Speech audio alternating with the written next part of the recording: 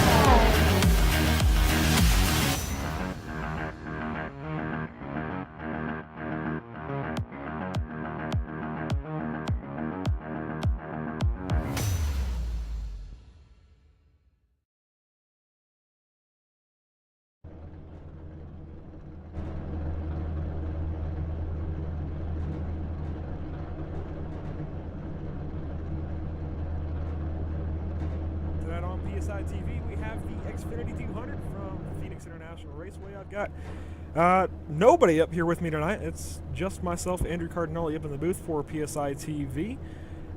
Once again, this is the Xfinity 200 presented by NMNTS and Motor Sims. This is the Motor Sims Grand Nationals Series Chase race number, I want to say 6. Yeah, 6 sounds right. We've had 2 rounds build up to this moment here tonight. We've got 200 miles? Incorrect. We've got 165 laps on hand. Real quick, just so we can get some interviews in, I've got Zach Lindgren and Spence Thompson already alongside of me. And boys, you're both out of the same camp tonight, WFO Motorsports, and you both have pretty good chances of advancing to Homestead next week, but that doesn't mean you can slack off tonight, now does it? Well, absolutely not, man. I mean, it's definitely going to come down to some good competition tonight between me and Zach. I mean, we both know we got good race cars tonight, and I'm definitely pulling for him as well. But tonight, I mean, last night in the truck race we were teammates, and we're still teammates tonight, of course. But tonight we're going in here tonight as competitors because either one of us could be knocked out, the other one could go on, or we could both be in situations where we both get knocked out. But I mean, we got to make sure that we go in there, we save our stuff tonight, we race hard. Try to save those tires tonight, man, because I mean it's definitely hot out here tonight. It's track slick, track temperature's really up there, so we got a lot of work to do tonight, but we feel like we can get it done. Oh yeah, absolutely. What Spence said, it's a really slick track tonight. We've really got to keep the tires on, and like you said, we're both racing for pretty much the same thing tonight to get into the next round for the championship.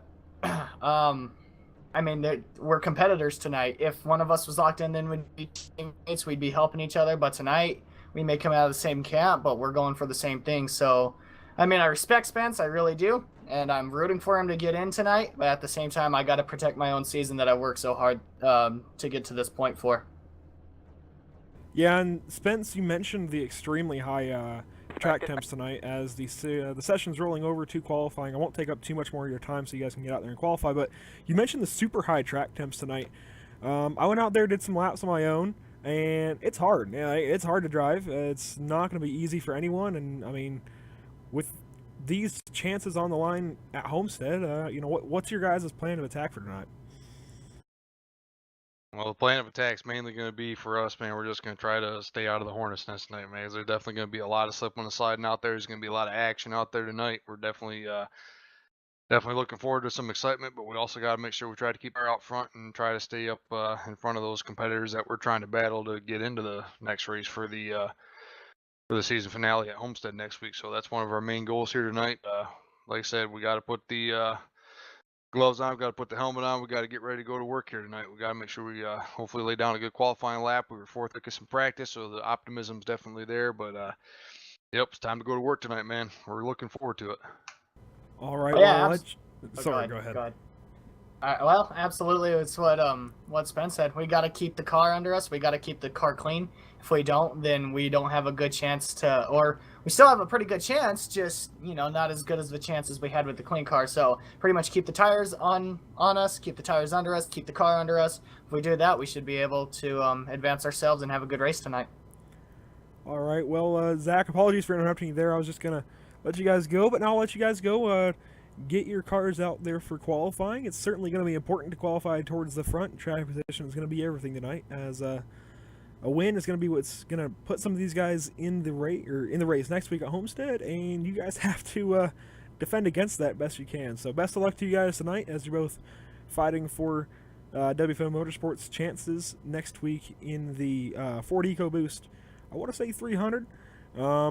It's going to be an important one this week, and tell you what, I think you guys are two of the best for the job, considering Tyler's already locked in. So best of luck to you guys once more, and we'll be looking forward to talking to you later on. All right, thanks, bud. Appreciate it. And that was Zach Lindgren and Spence Thompson. You'll see the points ticking along the bottom as we go into the final race of round number 2. Zach Lindgren in by 22 points. Tyler Justice locked in already with a win last week, 2 weeks ago at Kansas. And then Spence Thompson is +9 over the cut line. Next, we're going to bring in a certain Gordon Larson if we can. And we'll also try and bring in his teammate, Craig Lerman. You know what? We'll bring in the other teammate, David Heiza, even.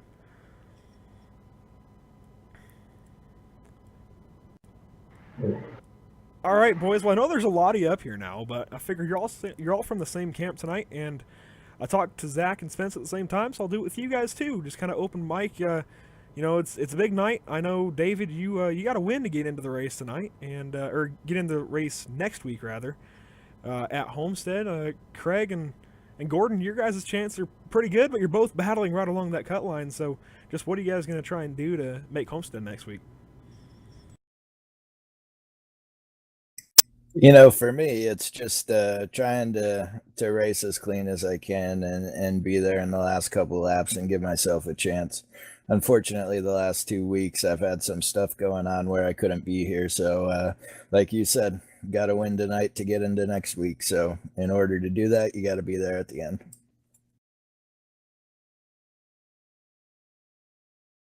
For sure. Well, Craig, Gordon, you guys, you'll be battling right along with each other all night long. Right along that cut line, I believe you guys are only separated by 8 points, which, might seem like a tall order, but one slip-up can turn that deficit into practically nothing and really change things up. So, best of luck to you guys tonight. Could we expect to see some bumpers thrown?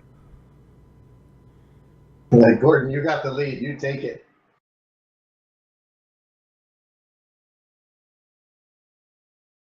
All right. Well, I'll let you guys get back down to your team channel. Just wanted to bring you up since you're all three in the chase and battling for a position next week at Homestead Miami Speedway. Currently, Gordon Larson +8 over the cut line. Craig Lerman -8 to his teammate Gordon Larson Jr. And David Hayes in a must-win situation, 65 points back. It's certainly a tall order for you, David, but I think it looks like you're starting up front already. So the chances are high for you if you managed to hold that one out. So best of luck to all you. It'll be fun to watch tonight, and hopefully we're talking to you later on. All right, Thanks, Andrew. Thanks. And we'll move all you guys on back down. And we're going to bring up Tyler Justice.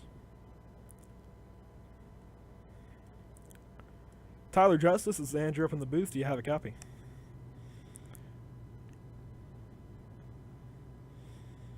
One more time, Tyler Justice, this is Andrew up in the booth. Do you have a copy, bud?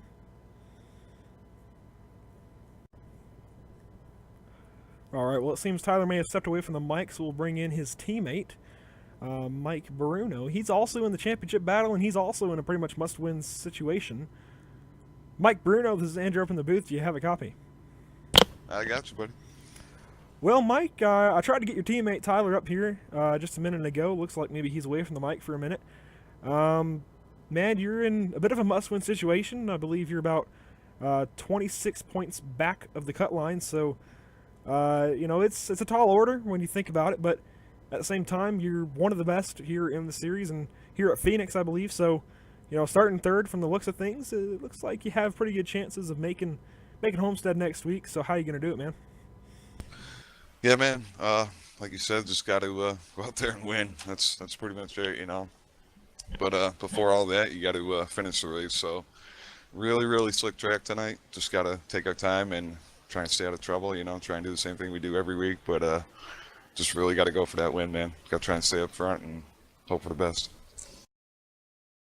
All right, well, I'll tell you what, Mike, it's been a great season racing alongside you in all three series, and it's going to be fun to watch you try and battle for that win with your teammate Tyler Justice from the looks of things, as you guys have done most of the season. So best of luck to you. Hopefully we're talking to you later on. Is there anyone you want to give a shout out to first, though?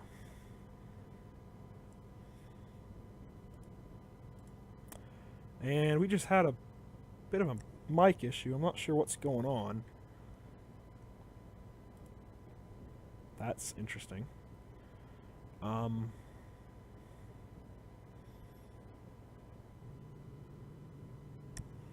Maybe that came unplugged? Yeah, sorry, Mike. My headphones came unplugged. Oh, you're if good, you're buddy. still there, though, anyone you want to give a shout out to for tonight? Yeah, man. Like I said, my sponsor, SimSpec, as always. Love them guys. Appreciate everything they do. Give a shout out to you, man. Appreciate what you're doing tonight. And thanks, Bradley, Michael. And thanks, everybody in this league, man. I had a great season and just want to finish it off strong. All right, well, I'll let you get back down to your team and prepare for tonight's 165 lapper. It's going to be fun to watch you. It's hot and slick out here tonight in Phoenix, so best of luck to you, and I'll talk to you later. Thanks a lot, Andrew. Appreciate it, man. Again, that was Mike Bruno. He'll be starting second place, but he's got a tall order ahead of him. He has to make up either 26 points, which will be impossible to do without a win, or win the race. So that's kind of his agenda for tonight, to make it to the next round of the chase. And now, Tyler Justice. This is Andrew up in the booth. Do you have a copy?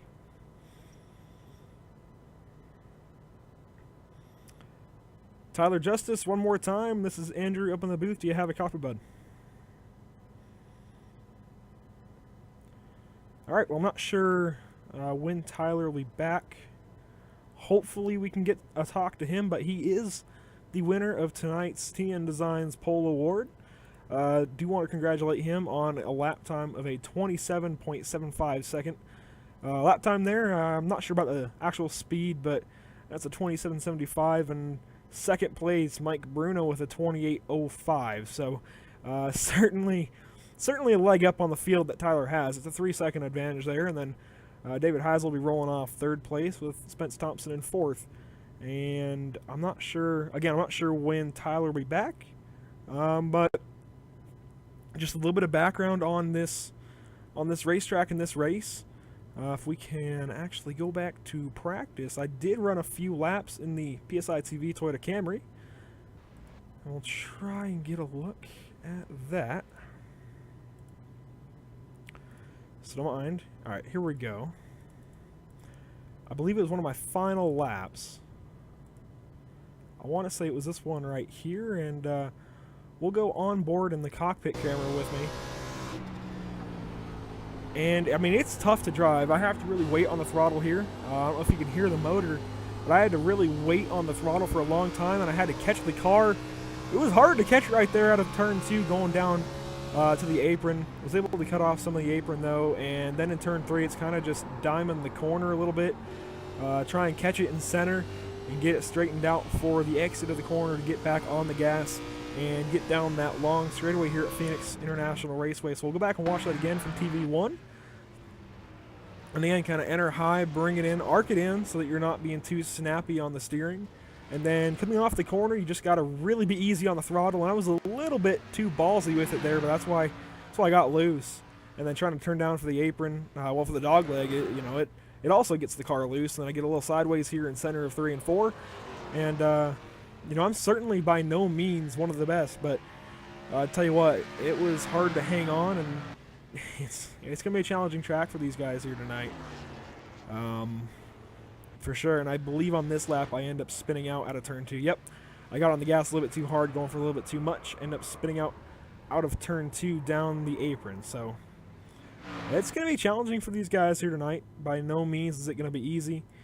And we're going to try one more time to dial up Tyler Justice.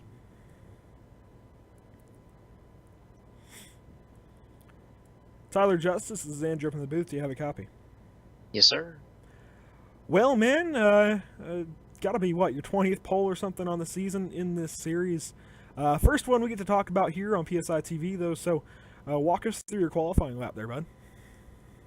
Yeah, basically, this track's real slick tonight. You got to be real careful on your throttle input getting off the corner, because if you get loose the slightest bit, they'll scrub off a bunch of speed. So, got to slowly get back into the throttle and drive the car straight off the corner as possible.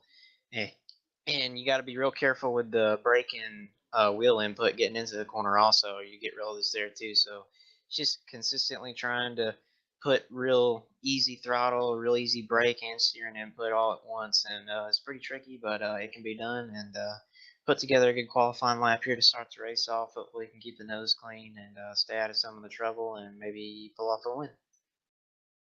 All right, well, so far we've talked about every single chase driver out in the field tonight, aside from you and your team owner, Michael Redding. But so we have you up in here right now. You're already locked in by virtue of your Kansas Speedway win.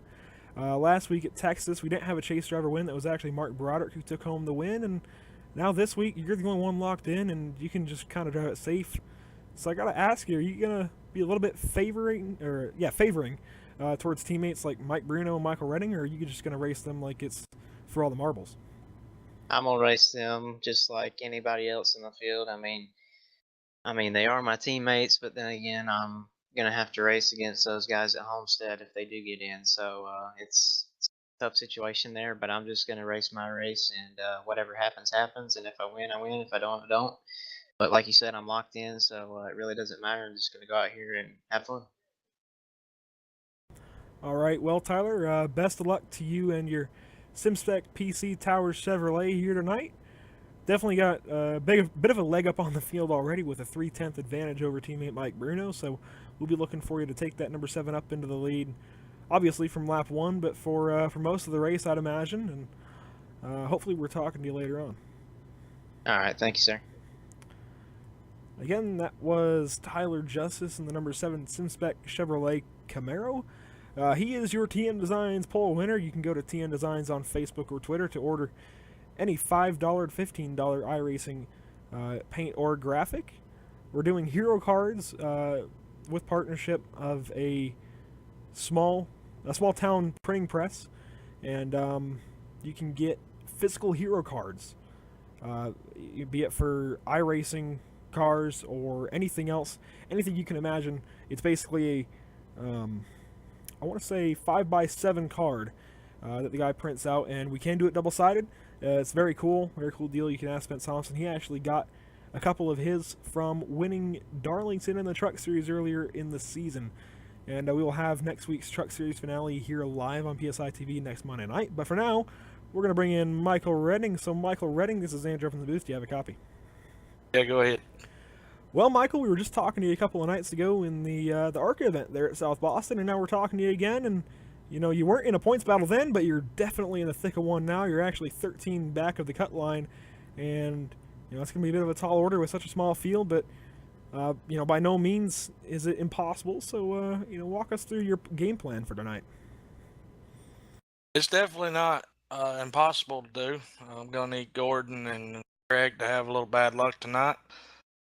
But I'm going to be aggressive tonight. The old Michael Redding's fixing to come alive. Back in the day when I used to race, I'm fixing to use that.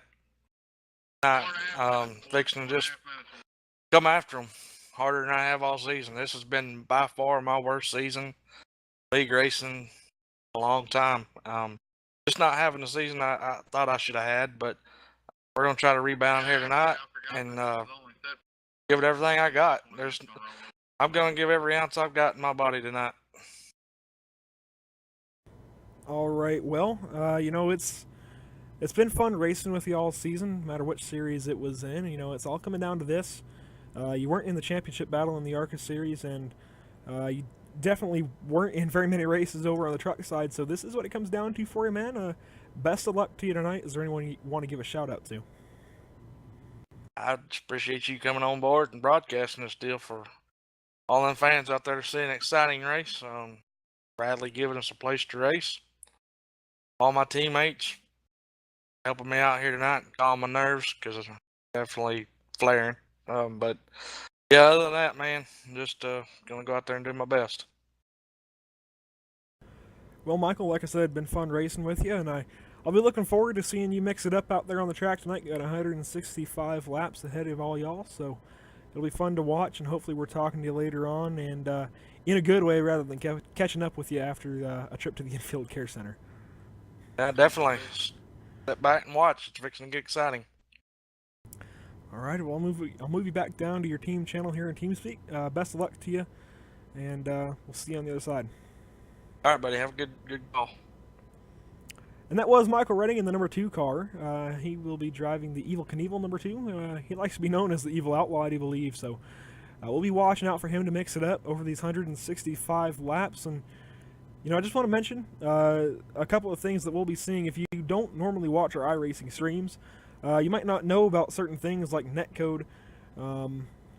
Basically, netcode would be when a couple of cars are close to each other, maybe not quite touching, but the sim registers it as something different, and the sim registers those two cars touching and going around, or one of them likely going around, basically making contact, and it usually ends up in a wreck. It can be pretty big, it can be pretty small, it all depends on the nature of it, but certainly...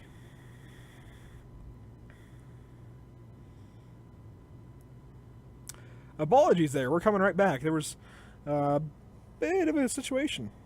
Definitely the stream went down for just a minute, but we're right back, and we're all good again, running stable. So apologies for that, but as I was explaining, netcode, basically it's when the sim registers two cars touching each other even though visually they might not be. It's basically just an impurity in the internet connection, and along with that comes along blinking. That's something we'll talk about throughout the night and throughout the rest of our streams. Is blinking is basically when a driver's connection is impure or unstable, and it basically makes the car flash on the track. It's a distraction to other drivers, but it generally works itself out. Without further ado, though, real quick, as their qualifying wraps up, it is single car qualifying, which means I can't watch it. I can't provide you guys with a replay of it because I am registered as a driver, so I can get practice laps myself and I can show you how I drove the track and what these guys will be expecting. So I'm going to take a quick commercial break, make sure I'm ready to go for the next 165 laps, and I'll see you guys in just a minute.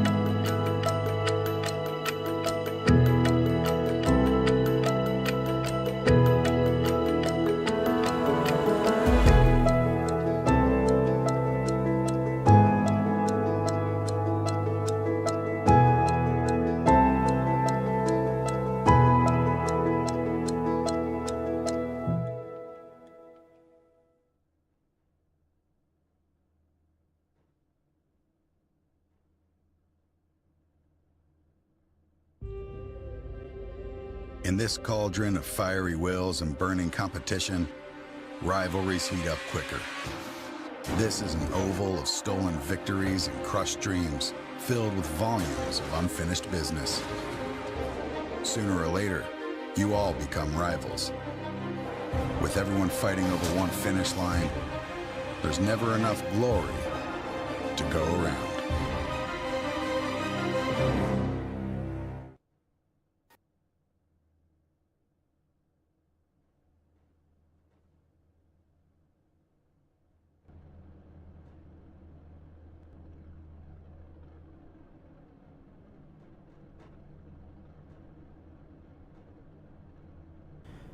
Welcome back from that. That was just a quick commercial break, like I said, to give myself a break between words, and now we're getting ready for 165 laps tonight. It's going to be a bit of a grueling race for these guys. It may seem a bit short, but it's also going to be kind of taxing considering just how loose the cars are and just how hard, overall it's going to be to battle in this race and try and get a win. Right on front row, though, we've got Tyler Justice and Mike Bruno, as we can see from this camera angle here. We've also got David Heise starting in third position in the number 62 Bounce Mustang, along with Spence Thompson in number 2. Bradley Wilson in the number 66 right there, starting in 5th place, alongside Corey Walters, who will be starting 6th. PJ Popham will be rolling off in 7th position with Gordon Larson. Michael Redding will be rolling off in P9 with Zach Lindgren to his outside. On the inside of row number 6, that's going to be Jared Beasley, 114, with Craig Irvin on the 43. Outside row number 6, row number 7 will be Kenneth Lawrence and Derek Robinson. Row number 8, Jason Alexander and Jason Burgess. Row number 9, Trevor Harmon and Mark Robert. And row number 10, all alone, will be TJ Hartman. So as we get ready to come down to it here, to the race start. Watching as Tyler Justice leads these guys out of turn 4 into the green flag. They have to wait on the green flag from the sim. And there it is, green flag in the air. Tyler Justice is off and away with Mike Bruno to his outside. And David Heise, a very hungry David Heise, who's 65 points back coming into tonight, right on the back end.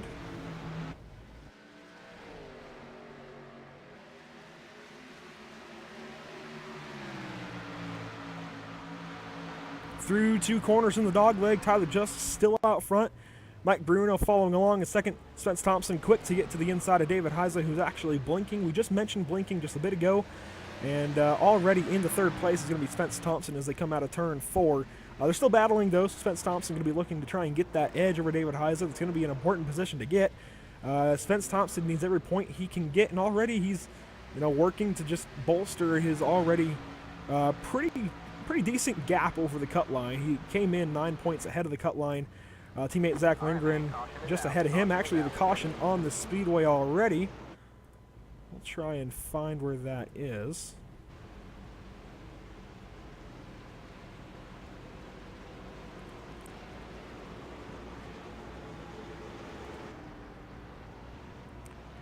I'm not totally certain. Possibly the number... No, it wasn't the number 12. That's for sure.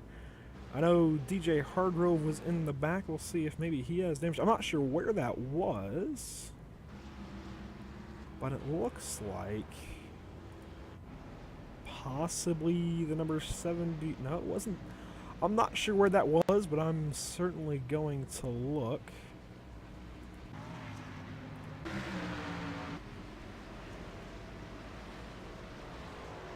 So as I look for the caution, there was a question actually in the comments about what these guys can adjust, and the answer is the steering box and offset and the brake bias, and that's actually it. That's all these guys have the ability to adjust on these cars. And it was Jason Alexander actually in the back. Looks like maybe he got loose. We'll check that out. He was in the number 5. Racing with Trevor Harmon and the number 29 Rockstar Chevrolet, just ahead of the, looks like maybe, not sure actually what number that is right behind them. But yeah, Jason Alexander just gets loose down on the apron into the inside wall head on, and he'll roll away with some front end damage. Not sure just how bad it's going to impact his car. Normally we have a totally custom set of cameras. Unfortunately, we don't. This is where our normal onboard camera would be. And, you know, we've got a video game camera there, which I'm not going to show throughout the night.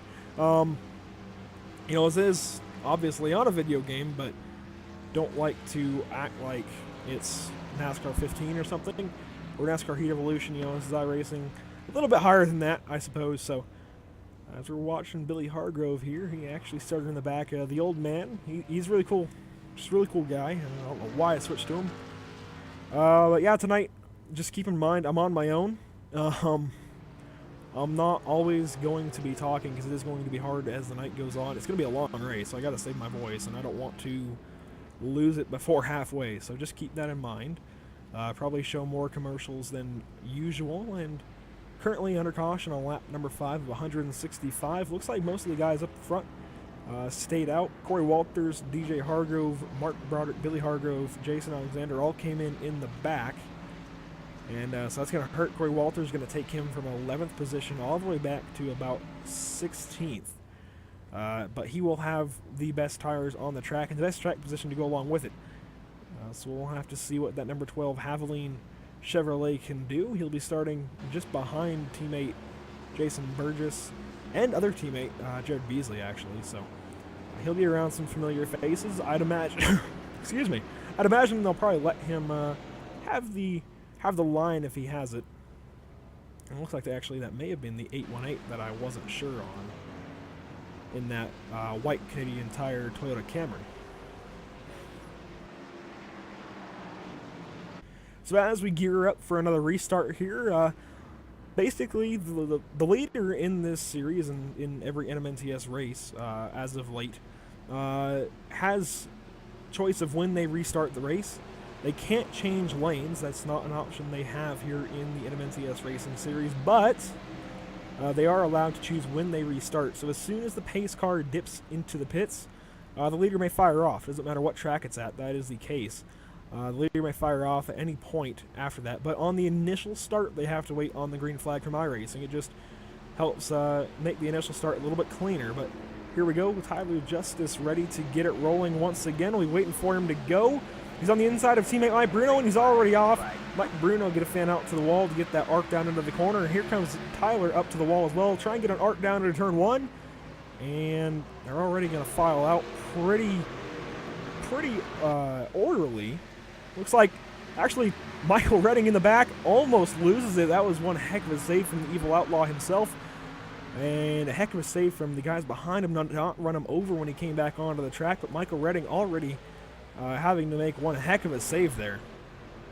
That definitely was not something he wanted to have to do so early in the race. It's only lap 8.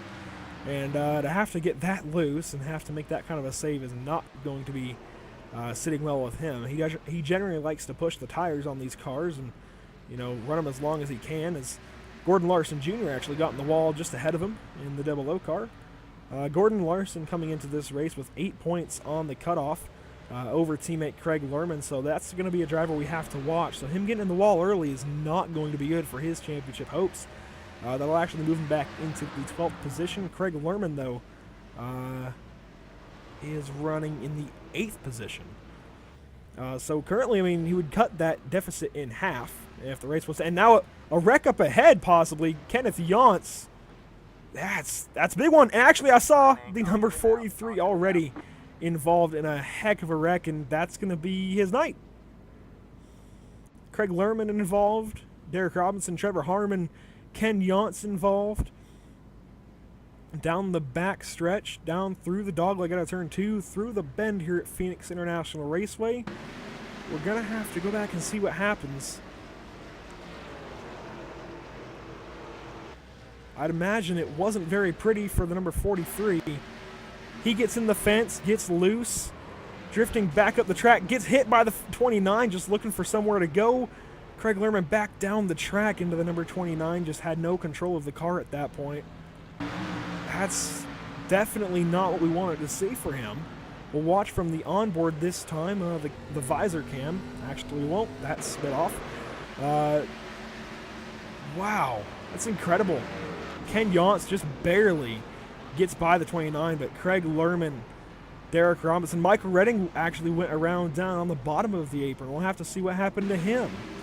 Looks like maybe he was tagged as one of the cars was coming down the track. This is already a mess out of turn 2 here on just lap 10 of 165, already shaping the championship. Let's see what happens to Michael Redding here coming through the dogleg. He just gets loose trying to miss the accident. He goes around, doesn't hit anything, except the inside wall just barely with the right rear, and that's going to be easy to pound out for the team. So he'll continue on with no issue, really. Michael Redding will. But that's really going to hurt Craig Lerman. I mean, he's out of it now. There's no way he can come back from that. That Polaris number 43 is done for the day. There's no way to come back from a blown motor and still advance when you're negative to the cut line, especially to the cut line by 8 points. You know, if it was 1 point, then maybe there would be some kind of hope later on in the race. But by 8 points, there's no way he'll be able to overcome that kind of adversity. So Craig Lerman, it looks like, is done for the night and done for the season, at least as far as making the championship race next week at Homestead Miami Speedway.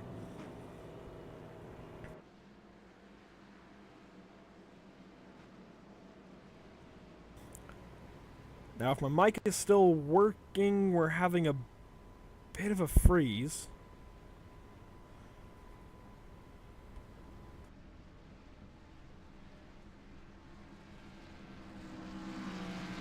I know the sim is still working. I can hear the cars going around, but all right, we're back live. Apologies for that. You know, being an internet simulator, there will be impurities like that sometimes. I'm not sure what's going on, actually. I'll try and diagnose it as soon as I can. But nonetheless, already championship hopes dashed for the number 43 car of Craig Lerman. He had a heck of a season, actually. You know, he kind of played Mr. Consistent, just like Terry Mason did on the ARCA side. Terry Mason was, or did clinch the NMNTS ARCA Series Championship this past Sunday night. He still has one more race to go, and then he'll be crowned the official champion of the NMNTS 2017 ARCA Series after Texas Motor Speedway. You can catch that live here on PSI TV next Sunday night. Hopefully after the NASCAR Championship wraps up at Homestead Miami Speedway. We'll see what happens with that. But currently, Tyler Justice is still your leader, and I believe Craig Lerman is the only championship contender out of this race, even really with a whole lot of damage. I know Gordon Larson had some damage to the right side, and Michael Redding had a little bit of right rear damage, but I think they'll move on just fine. But Craig Lerman already with huge trouble. We'll try and catch up with him if we get the chance here soon. We'll give him a chance to kind of address the issue. And Tyler Justice now going to lead these guys out of turn 4 for the third time tonight. And he's off and away already. Mike Bruno, kind of the same story as the last time, although Mike Bruno kind of drawing more even with Tyler Justice as they go off into turn 1, but he'll give Tyler the position with ease. And tell you what, Zach Lindgren starting to move into the picture, running in the 5th position currently.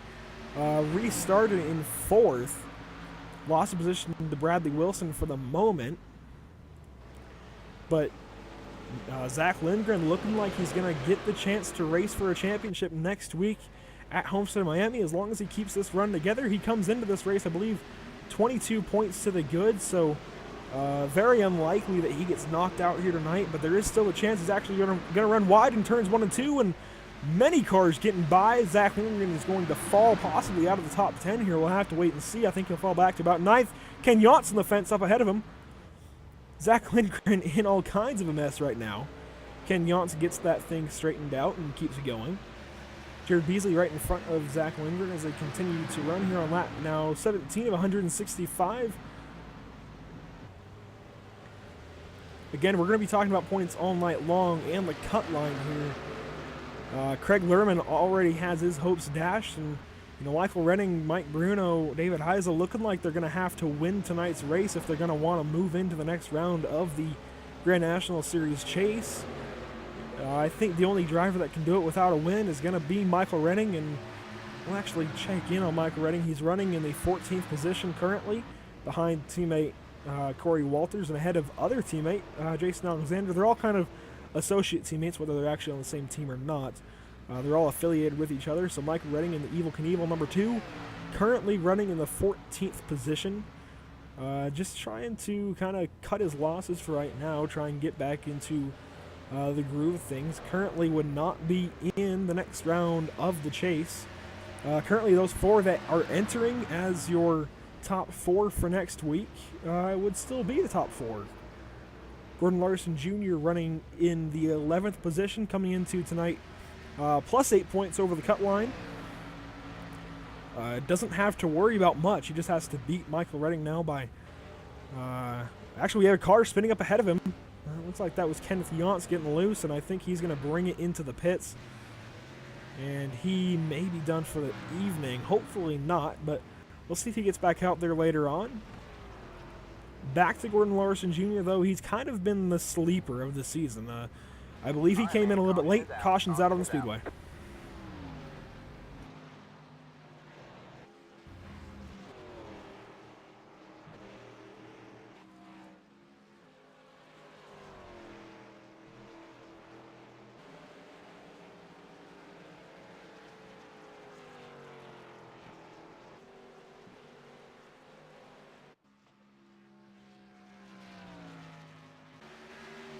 And that wreck was PJ Popham just getting loose out of turn 2, gets up a little bit high, and I think he was trying to turn down for the apron, or for the dog leg rather, and just got a little bit loose there out of turn 2. Ends up looping that Old Schools racing, or Old Schools Motorsports car out of turn 2 down onto the apron. Doesn't hit anything, nobody hits him, and we'll continue on, but PJ Popham goes around lap 19 of 165, and we're going to try and catch up with a Craig Lerman. Craig Lerman, this is Andrew in the booth. Do you have a copy? Yes, Andrew. What's happening? Well, Craig, definitely wanted to be talking to you later on here tonight, but not in this kind of way. Looks like maybe your championship hopes are dashed with that wreck just a few laps ago. Can you tell us what happened there? It looked like maybe you just pushed up out of turn 2 and got the wall. Yeah, actually, came out of 2. Actually, didn't touch the wall. The car just went off to the infield. It was so weird. Yeah, took care of my chances. But hey, listen, that's racing. You pick it up and continue. Looking forward to next season. Well, man, it definitely sucks, to see you end up in an event like that. There's nothing you could do after you went around. Nothing Trevor Harmon could do either. Just, you were a sitting duck and he didn't have really anywhere to go. Hopefully, though, you can get that car back out there, even if it's many, many laps down. Just run some laps and try and salvage whatever you can just for, I guess, karma points. So we'll hopefully see you back out on the track at some point tonight. Best of luck to you next week at Homestead. Even though it's looking very unlikely that you'll be in it to win it, but we'll still be looking out for the number 43 car next week. Yeah, appreciate that, Andrew. Yeah, it's unfortunate there. Got on that infield real slick. Car kept moving, tried to lock it down, and I guess I stood up in Trevor's path. So, yeah, tough night, but like I said, we'll move on. Appreciate it. My apologies to anybody that got caught up in that, and appreciate you doing this broadcast for us. No problem, man. Appreciate you sharing your time with us here tonight. You have a good one. Thanks. And again, that was Craig Lerman out of the HRL camp. Teammates with David Heiza and Gordon Larson Jr. Also a couple of championship contenders here tonight. David Heiza in a must-win situation. We'll actually check in on him. Haven't talked about him yet, but he's currently in the second position in that Bounce Ford Mustang. Just doing what he has to do to try and get to Homestead. He, I believe, missed at least one, if not two, of the races so far in this round. We'll have to check in with the admins.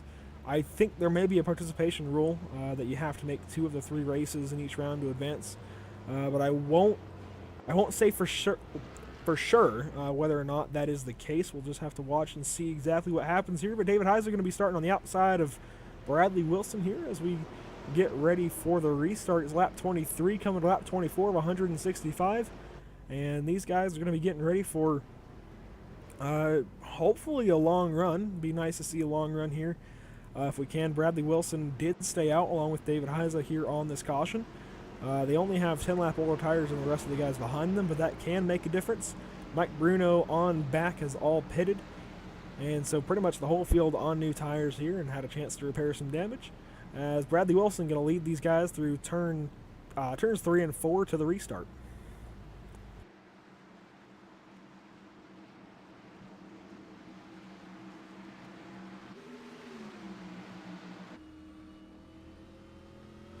And from the cockpit cam on the number 66, he's off and away.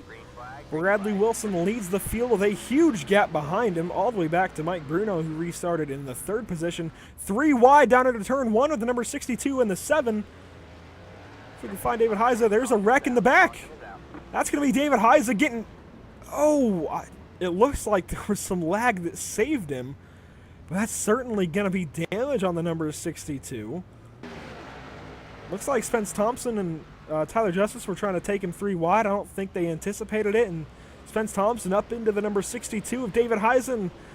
The number 114 of Jared Beasley with nowhere to go. And a little bit of lag saved the number 62 from even more damage right there. The number 13 would have been right through the whole front of the car and probably would have ended David Heise's night. But we were just talking about how good he was doing.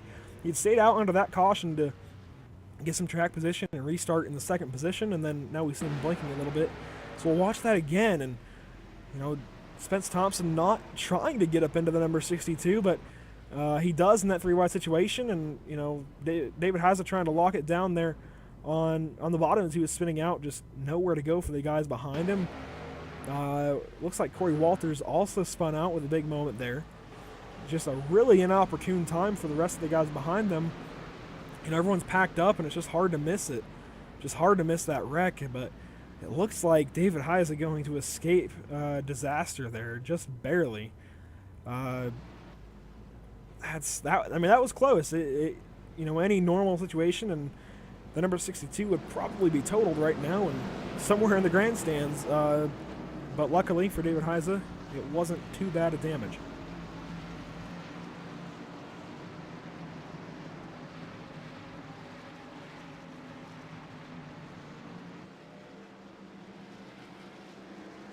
So I want to bring up points once more, and then we're going to have a quick commercial break. The points coming into tonight basically look as they're actually going along the bottom of the screen now. They look just like that. Mike Bruno coming into tonight in a must-win situation, given the field size, only about 20 cars on the track. Michael Redding, not in a must-win situation, but pretty darn close, 13 back of the cut line coming in. David Heisa, 65 back, is in a must-win situation, and Craig Lerman was on the outside looking in by a lot less than anyone else, but that 8-point deficit grew a lot when he ended up tagging the wall on the outside and getting loose down through the apron and getting hit by the number 29, Trevor Harmon. Certainly by no means was intentional by Trevor Harmon. And we'll actually be trying to get caught up with him on the next caution and see what he had to say about that. But we're just going to take one quick commercial break, and we'll be right back.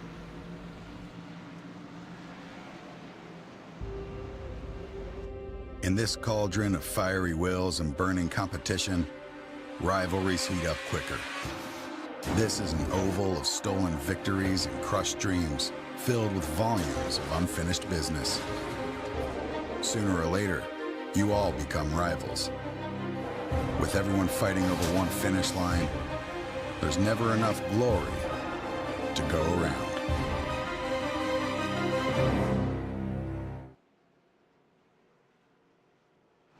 And as we come back from that, again, quick commercial break, just want to remind everybody that TN Designs has paint schemes for iRacing and graphics just in general for just $5 a piece, going up to $15 depending on difficulty. You also got to check out SimSpec PC Towers for custom-built iRacing PCs. As it says, SimSpec means they're up to spec for sim racing. Also want to give a thanks to Oliver Mobile Fleet Repair, Scott Brotherton Images, and Pit Stop Insiders. We get ready for another restart here. Bradley Wilson on point with the number 66 BA Graphics Toyota Camry. On his outside will be Mike Bruno. We'll be watching from the chopper cam as these guys get ready. This is lap number 28 of 165. Bradley Wilson off and away. A couple of bumps from Spence Thompson to try and say, "Get going, Brad." And down off into turn 1 they go. Bradley Wilson with the lead over Mike Bruno. He's going to keep it. He's going to keep it by a couple of car lengths, actually, over Mike Bruno. Mike Bruno on better tires. We'll have to see if that helps him out. Bradley not going to opt to take the apron. Mike does, and he's going to have the advantage off into turn 3. Mike Bruno trying to make the pass on Bradley Wilson. Bradley's not going to give it an inch. And coming out of turn 4, Bradley still has the advantage, but not by much. They're going to draw Actually, Bradley had the run out of turn 4 down the front straightaway, so he'll be able to clear Mike down into turn 1. So Mike will have another chance to try that pass one more time on this lap here. Lap number 30 only. We've had quite a few cautions, but I think these guys will start to get it sorted out here as we watch Mike Bruno try and sail that number 19 off into the corner. DJ Hargrove getting loose behind him.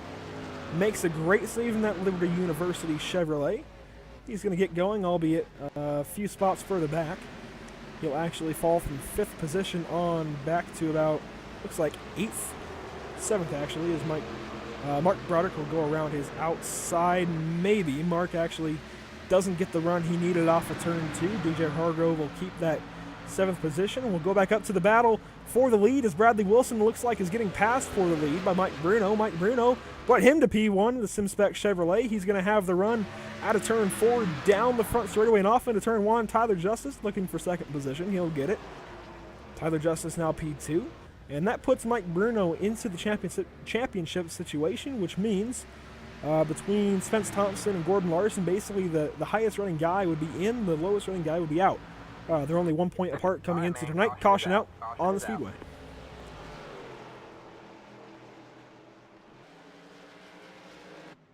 Oh, and that was David Heise, too. That was not what we wanted to see for David Heise. We'll have to go back and see what happens here. He's running along with DJ Hargrove and Mark Broderick. We were just covering that situation there. We'll have to see what goes on, if he just gets loose or what.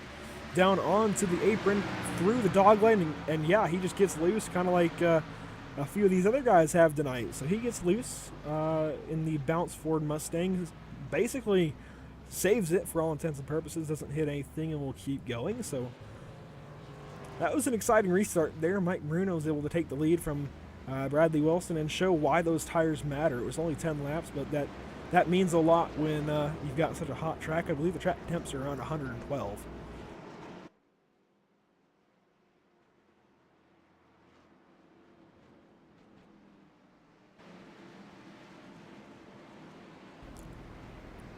Trevor Harmon, this is Andrew up in the booth. Do you have a copy? 10-4, I got you. Well, Trevor, you're a newcomer here to the NMNTS Racing Series. Only your second start in the league in general, your first start in this series, and you got into a bit of a scuff up there earlier. Just want your opinion on what happened there. It looked like you really had nowhere to go. Yeah, it's kind of the way I looked at it. I had a car get loose in front of me. I checked up for him and didn't even see the other car that got loose and came right up across my nose, and I didn't even have enough time to react. Yeah, it certainly looked like you had nowhere to go, and then all of a sudden you were in the back end of the number 43, and he apologized, took blame for the incident as we brought him up just a little while ago. So definitely want to give you props for sticking with it, though, both last night and tonight. Sticking with it despite early wrecks for you, and hopefully we see you make a name for yourself here in the NMNTS Racing Series. Best of luck to you, bud. Hey, I appreciate it. Thank you guys for doing this, and yeah, I'm just trying to come on and get a head start on next year, and so far not so good. Well, I'll tell you what, as someone who went through the same rookie struggles as you last year, it's definitely a learning experience to come run with these guys, but I think you have the right mindset there, so we'll be looking out for you the rest of the night, see if you can at least nurse this thing back to the finish and in future races. I appreciate it. Thank you. And that was Trevor Harmon in the number 29 Rockstar Chevrolet. We can see his battered up race car on screen right now. Trevor Harmon running a Trading Paints paint scheme, but you can go to any number of guys for custom paint schemes, those being obviously TN Designs, as we've mentioned so far tonight, along with the sponsor on the number 66. That's going to be BA Graphics, run by Bradley Wilson and his wife Amanda Wilson. They both do great jobs over there at BA Graphics. You can also go to TJ Designs. You'll see a couple of his paint schemes out in the field tonight, most notably on the number 62 and number 00 as well. So David Heise's paint scheme painted by Tyler Justice over at TJ Designs, along with the paint on the number 004 tonight being run by Gordon Larson, one of our title contenders. And you can also go to JB Designs, JB Paints. as he painted the number 114 for himself. That's going to be Jared Beasley over at JB Paints. You can see his paint scheme on screen now. So any number of guys you can go to for custom iRacing paints or graphics here in the NMNTS Racing Series. But our sponsor, TN Designs, you know, we got to give a tip of the hat to them most of the time, but you definitely want to make sure there's a broad horizon of places you can go to. So JB Paints, TJ Designs, BA Graphics, and of course TN Designs. As we get ready for the restart up in the front, Mike Bruno's already off and away, and Tyler Justice left sleeping by just a little bit, but these guys are going to have that kind of advantage from the lead all night long. You'll see that in just about every NMNTS race. The nature of the beast is just that they get a huge jump on the field just because they have the choice of when to go. And so Mike Bruno would currently be in at Homestead, which is what he needs. He needs to go and win this race, and he definitely is confident coming into this week. He finished, I believe, 3rd place, I want to say, last night in the Truck Series race. Zach Lindgren, another guy to watch out for. He's actually battling with Michael Redding for 5th place right now. Zach Lindgren finished 2nd place last night, and Jared Beasley won, but Zach Lindgren going to be a guy to watch as he's going to be running this thing pretty much with the mindset of just conserve. You know, he doesn't have to be running up in the front like he is. He could honestly park it right now and be good to go. He would make it the final round of the chase, but you know, of course, he wants to battle, and he's doing a great job of it right now, kind of gaining on teammate Spence Thompson and team owner Bradley Wilson just ahead of him.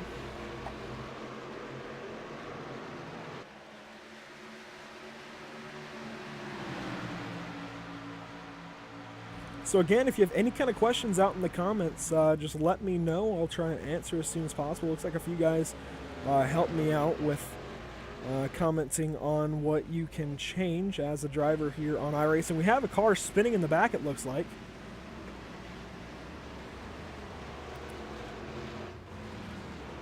I'm not sure who that was. Maybe the 12 car of Corey Walters. As, yeah, he was spinning out of turn 4. We'll go back and see what happened to him in the Haviline Chevrolet.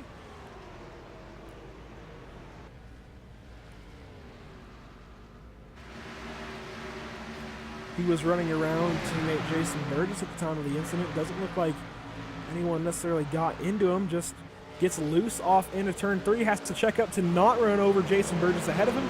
And ends up getting loose and just looping it to try and stay off of everyone. And he'll end up spun out of turn 4 at pit exit, or pit entry rather, and he gets it right back going. No harm, no foul there. No damage done to the number 12 car that wasn't already done from an earlier incident. As you see some right rear damage to that number 12 of Corey Walters.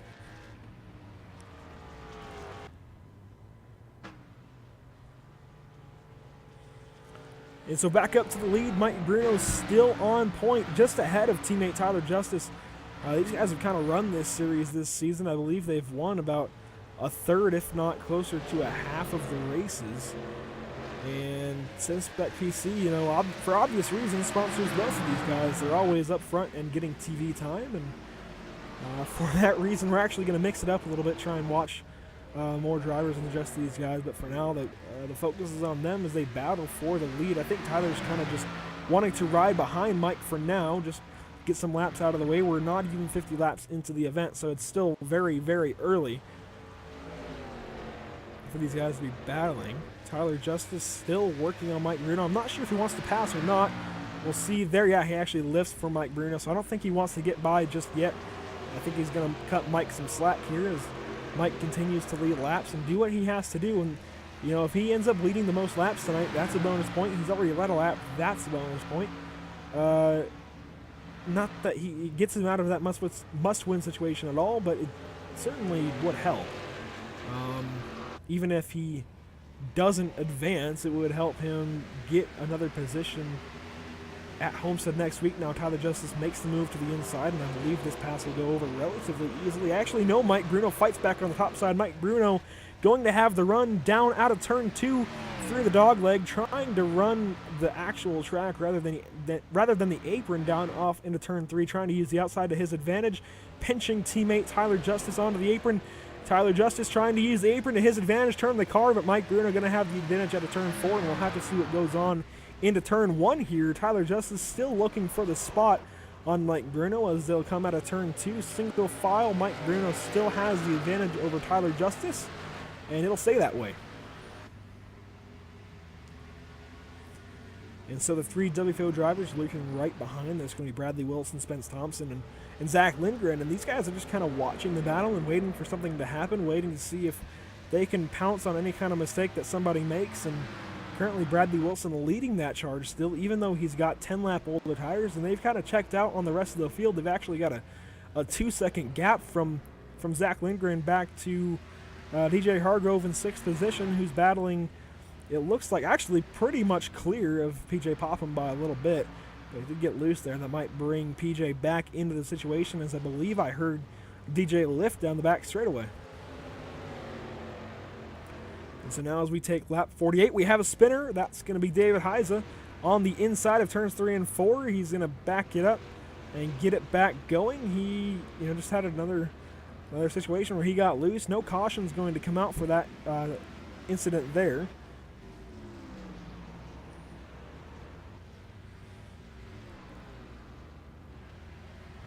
And so David Heiss will be able to continue with no problem at all, aside from a little bit hotter tires. We'll see exactly what happens to him here in turns 3 and 4. I believe he just gets on the brakes a little bit too hard in center of the corner and goes right around as the mounts forward Mustang. We'll have to see where that cycles him out to. He's certainly last on the lead lap, currently in 15th position, just a little bit behind Corey Walters, actually. As he will continue to soldier on, it looks like about 20 seconds behind the leaders, so that'll have to be something we keep an eye on, whether or not the leaders will catch him on this run. And going back to the leaders, actually, Mike Bruno's still leading by just about a car length over teammate Tyler Justice as the battle's starting to heat up once more.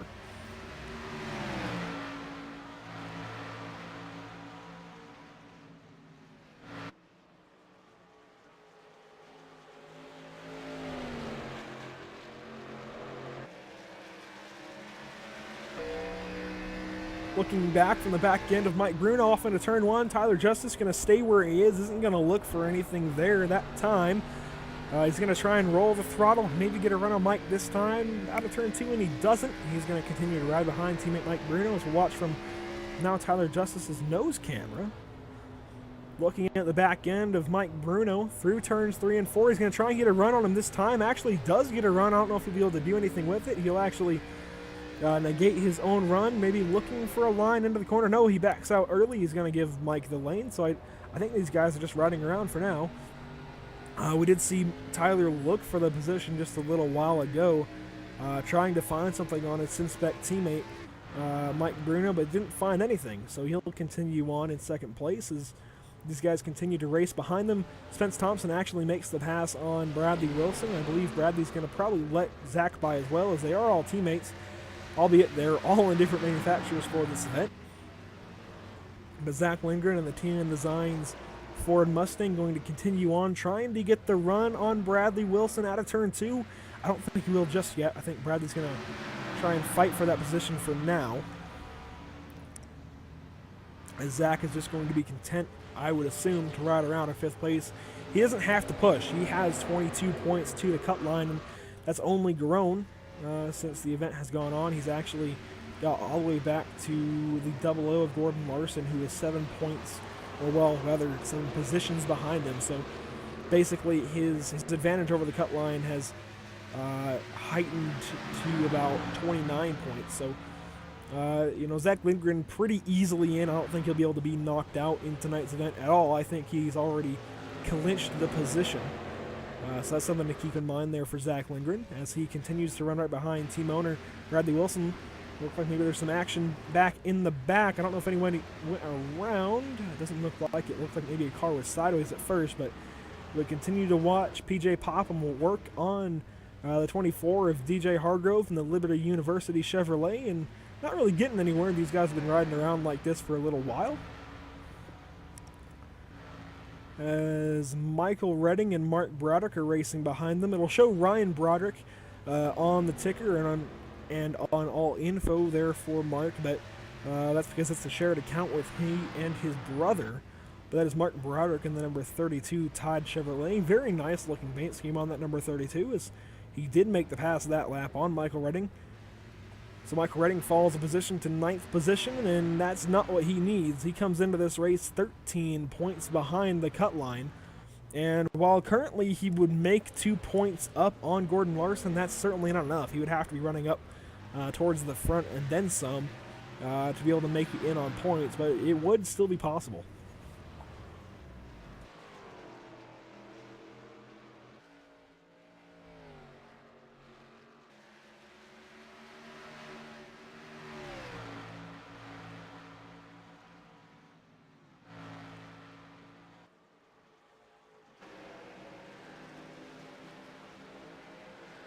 And there has been a lead change up at the front while we were watching those guys battle. A little further back in the field, Tyler Justice did make the pass on teammate Mike Bruno, so that moves Mike Bruno back out of a playoff spot for now. Currently, he would still be out of the next round of the chase. But I'd imagine Mike Bruno still has a great chance of winning this race and moving on. You know, obviously, he started second place and is currently running second place. That obviously bodes well for the 19 camp. As actually, there's a little bit of smoke ahead of these guys. Not sure necessarily where that was from. But leaders are catching, it looks like, lapped cars of Trevor Harmon, at the very least, and some other guys up there. Trevor Harmon, 16 laps down. We were just talking to him. This is his first Grand National Series race here with the league. And last night was his first start in the league in general, so it's nice to see a new guy coming in, trying to get his feet wet a little bit here in the NMNTS Racing Series. He was very respectful last night, allowing guys to have the line. You know, he was wrecked early on, just like in this race, so, you know, he's at the very least getting used to just giving way to the leaders. David Heiza, championship contender, just ahead of him. He's in 15th position. 27 seconds behind the leaders, and it shows as the leaders are moving in on him and some more drivers here very soon. Tyler Justice is going to have to work around the number 29. Trevor, I think, was just in a bad position trying to let those guys by now, as Tyler Justice actually gets loose out of turn 4, hangs onto it, and will continue on leading this race. Jared Beasley in the pits may have had an extracurricular incident there while we were under green. We'll go back and see what happens here to Jared Beasley. We saw some smoke, and actually it was the motor in the number 114 letting go. And so that will likely end his night, at least as far as a chance to win goes. The car was already pretty wrecked up, so not surprising, especially with the extremely high temperatures here in Avondale, Arizona, to see the number 114 let go, considering once you get in one wreck, the car just gets hotter and hotter as the race goes on. And now we're going to focus on Zach Lindgren, still running in the 5th position, has fallen back from teammates Bradley Wilson and Spence Thompson by just a little bit, but has continued to check out on the guys behind him. He's now got about a 5-second gap to PJ Popham and Mark Broderick. DJ Hargrove has fallen a couple of positions, but Zach Lindgren, earlier in the season, the name was kind of made for him, that he was lingering around, and, it's obviously a play on his last name there in the TN Designs Ford Mustang, as he continues to just try and work around this 1-mile racetrack. And, Zach does just that. He just lingers around, tries to find some way to win races. Hasn't gotten the luckiest, as we see another car blowing up, it looks like. We'll see who that is in a moment. Looks like maybe the 23. That is the 23 of Jason Burgess. And he wasn't smoking just a lap ago, so we'll have to see what happens here on lap number 63 of 165 for Jason Burgess. Something must have happened down the back straightaway. Yep, he gets loose in the dog leg, nails the inside wall, and will end up spinning across the back straightaway, but gets it going again. No caution comes out, but that will most likely end his night and probably take him out of the running for quite a while. As back up to the front, Tyler Justice still leading by just a little bit over Mike Bruno, as that gap back to Spence Thompson in 3rd place widens. Currently, your championship 4 would still be the guys who were shown as your championship 4 coming into tonight's Xfinity 200 here, presented by the NMNTS Motor Sims Grand National Series. Those would be Tyler Justice being locked in from a win at Kansas Speedway, and then Zach Lindgren coming into tonight and clinching just by starting the race pretty much. And then also Spence Thompson coming into tonight 9 points rather to the good over the cut line, which was originally set by Craig Lerman, but now Craig Lerman out of the event, at least for the time being, 58 laps down, and that spot's going to go to Michael Redding on the cut line. And then Gordon Larson Jr. currently running in a position where he would just kind of maintain his losses and still be quite a ways ahead of Michael Redding, who would be your first driver out of the championship 4 at Homestead.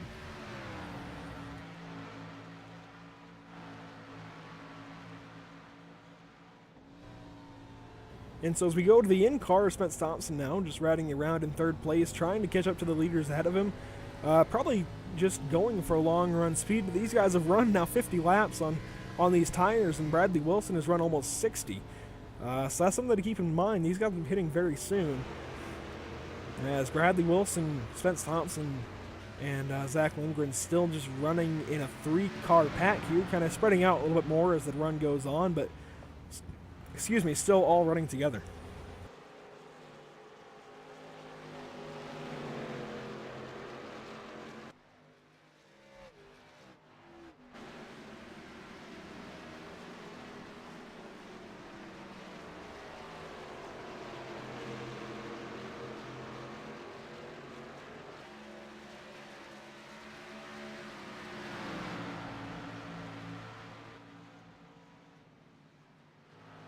And again, I am alone up here in the PSI TV booth tonight, so if I go quiet for a little bit, I'm probably just getting a drink of water, making sure I can call the whole race, because it does take a toll on my voice. Calling what's going to be almost 200 laps of action here from the Phoenix International Raceway here in Avondale, Arizona. Currently, no one's made any green flag pit stops just yet, but we're going to have to start watching out for them, as guys like Corey Walters and Billy Hargrove are about to be lapped by leaders Tyler Justice and Mike Bruno. So we're watching Billy Hargrove now in the number 22 Pennzoil Ford Mustang. But we're going to have to watch out for green flag pit stops here very, very soon from guys like the leaders of Tyler Justice, Mike Bruno, and also guys like Bradley Wilson I'd expect to come in first, considering he's on the oldest tires. He could run a short pit here and try and get a leg up on the rest of the field here. With a short pit or an undercut, as you might hear it called in F1. Billy Hargrove being very respectful, letting the leaders by. Tyler Justice just continuing to do what he has to do, and really he ain't even got to do it. He's locked into next week at Homestead Miami Speedway, regardless of what happens here tonight. And Mike Bruno, though, the guy who's going to be looking to do something here tonight, he is currently running in the 2nd position. We've, documented this battle since the restart, and Mike Bruno continuing to just run second to teammate Tyler Justice. He has to win to make it on to Homestead, but currently, he's doing what he has to do. We're almost halfway through this race, and he's still running up in the front.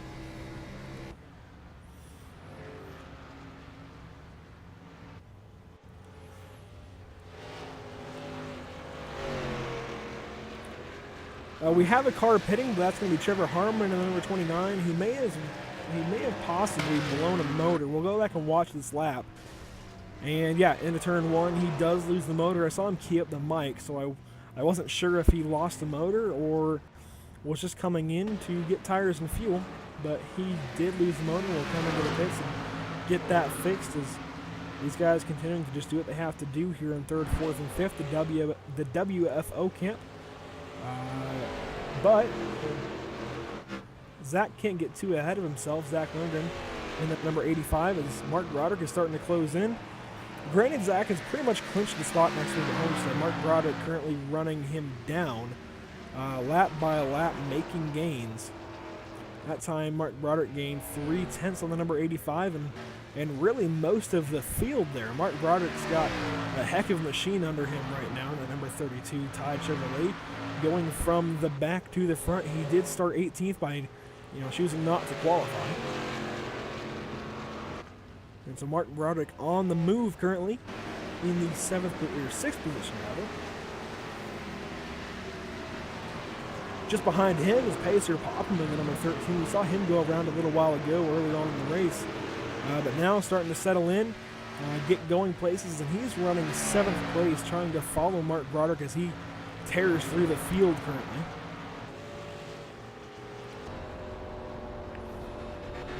So PJ Popham trying to see what he can do here tonight in the Old Schools Motorsports Chevrolet.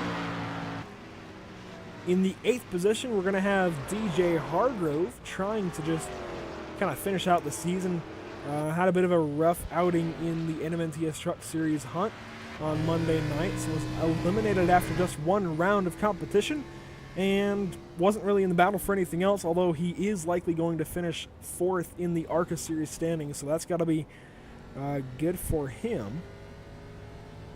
And yeah, Terry Motors are popping like crazy, but most of those guys, I think, are only blowing their motors because they already had damage. So I don't think it's because of the heat. I don't think it's even because of how they're driving. And I doubt they'll be shifting considering the car is already loose enough. So I think that's just because they wrecked. And, on iRacing, when you get into a wreck, even if you repair the motor,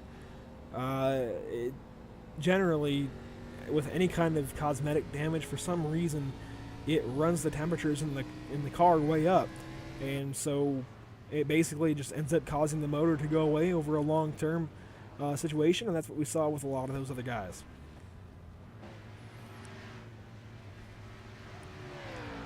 Running in the 9th position, going to be Michael Redding, Evil Outlaw himself, in the number 2 Evil Knievel Chevrolet Camaro. He comes into this race 13 points behind the cut line, but that cut line has moved. He is now the cut line as Craig Lerman is out of the event, 72 laps down, after he got into the wall and loose down the back straightaway early, about lap 10 of the event.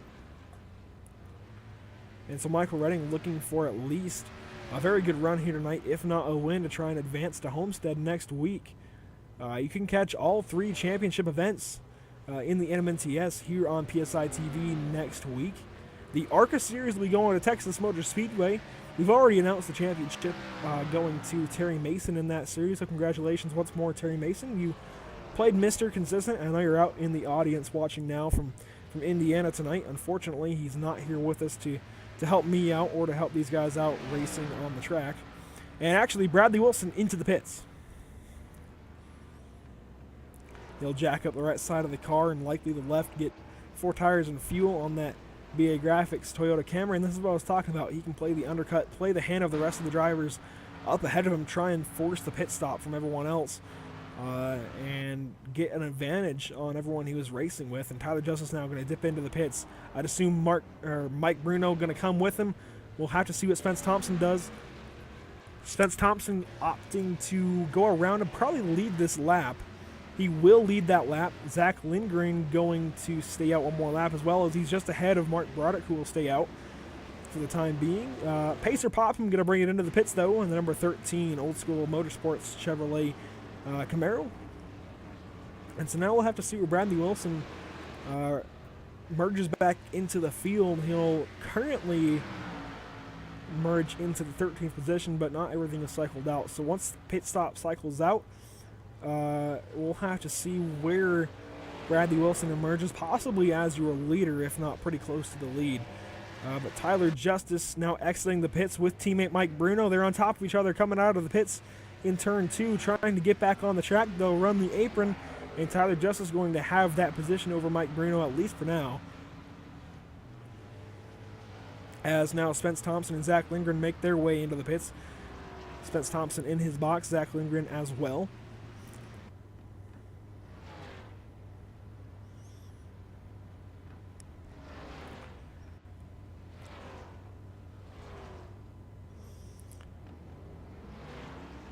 As Mark Broderick will be the next one that we have to watch to come into the pits. Spence Thompson and Zach Lindgren make their exit from the pit lane back onto the track. All right, man. And caution's out. And that's going to be DJ Hargrove, who was running in the second position. And that's going to shake things up. He was running with his father, Billy Hargrove, there off into turn 1. Billy giving way to the faster cars. And I think DJ just gets loose out of turn 2, like we've seen so many guys do, going down onto the apron, gets loose and loses control. Doesn't hit anything. No one hits him. They get on with the race, but he does spin out. And that's going to cost a lot of championship drivers overall, because now they're going to have to take the wave around if they want to get back on the lead lap, although it looks like Tyler Justice, Mike Bruno had just gotten onto the lead lap, possibly. We'll see who's caught. Mike Bruno caught behind the pace car, which means Mike Bruno will have to take the wave around. Actually, no, he has now been let by the pace car. That's a bit of an interesting situation. So Mike Bruno still in good hands there. He'll go around the pace car, get back on the lead lap. Now we'll have to look back to maybe Spence Thompson. Yeah, these guys will all be caught behind the pace car, and they'll have to take the wave round. As now Mark Broderick will bring that Tide Chevrolet to the pits. He was your leader at the time of the caution. We'll see what Michael Redding does. I'd assume, actually, he stays out. And he's on 70 lap old tires. I think he's staying out to get the lap lead, which he does not there. He didn't even get the lap lead. So, unfortunately, that's going to backfire for him. But he could also just stay out and get the lap lead in the pit as soon as the race gets restarted. And yeah, Brandon and Caleb, it's going to shake things up, and it's a great break for the 32. He's not in the championship battle, but he won last week at Texas, and he's certainly looking for another win here tonight. That's going to be Mark Broderick in the number 32 car.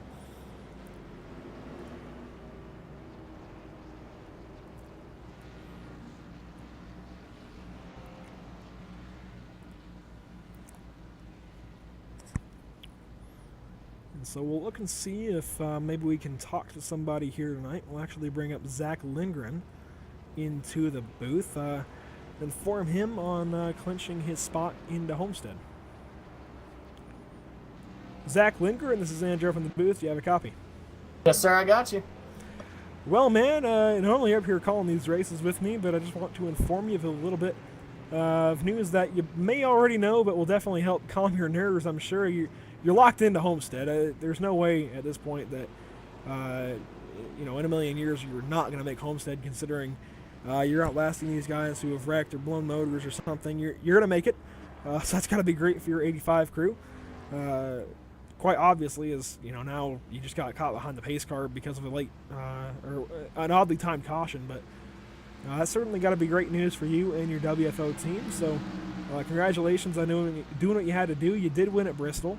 And now you're just kind of playing Mr. Consistent. You made the Final Four at Homestead, and now you just got to try and go get a win.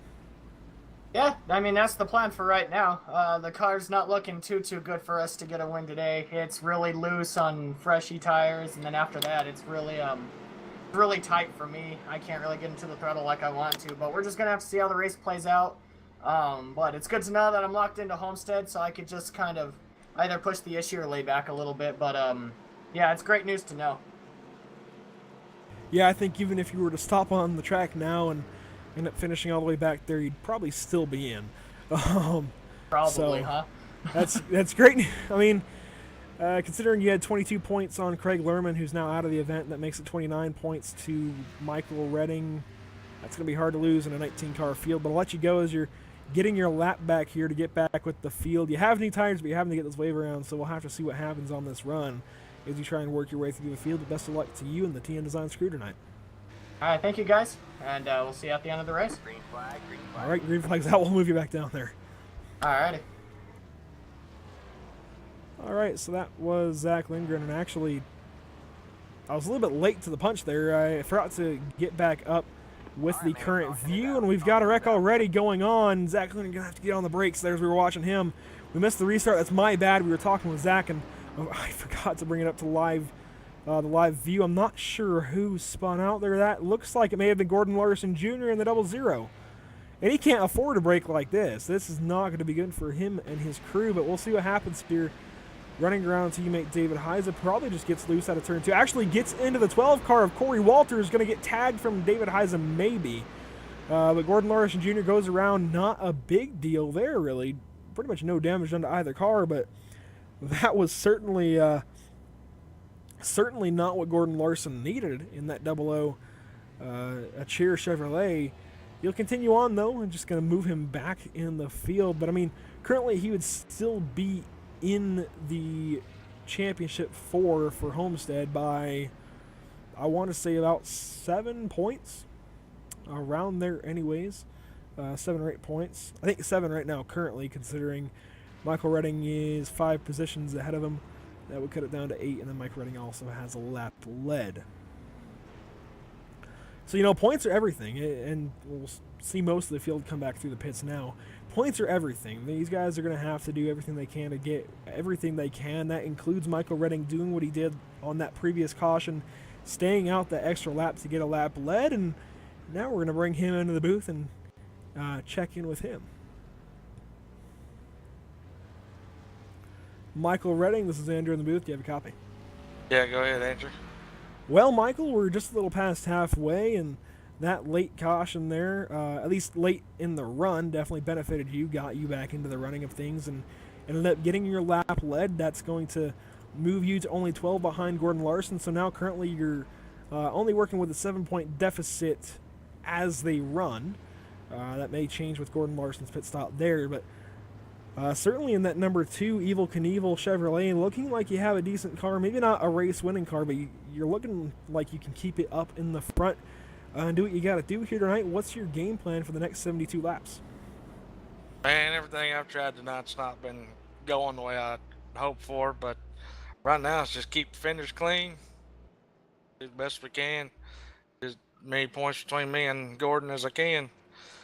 If Bruno wins, then it's pretty much hope that Spence has problems.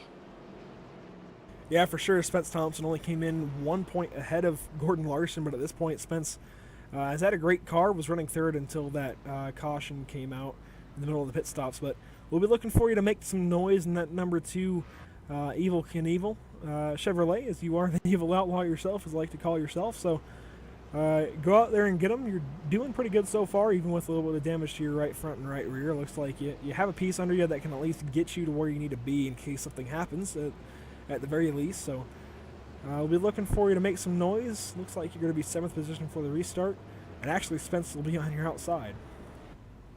All right, buddy. I appreciate it. Do what we can here. All right, we'll move you back down. Best of luck to him, hopefully. And that was Michael Redding in the 7th position in the number 2 Evel Knievel Chevrolet. Now these guys will have 2 to green this time. We'll be getting ready for the restart next time around. So Tyler Justice, still your leader. Mike Bruno to his outside for this restart, with Mark Broderick and DJ Hargrove right behind them. David Heisa is going to be lining up for this restart in the 5th position. Michael Redding will actually be in 6th, with Spence Thompson in 7th place. Bradley Wilson in 8th, Zach Lindgren 9th, and PJ Popham rounding out your top 10 currently.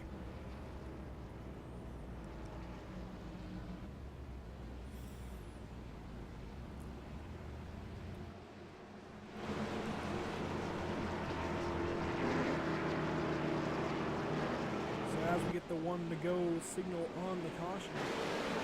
Again, Tyler Justice.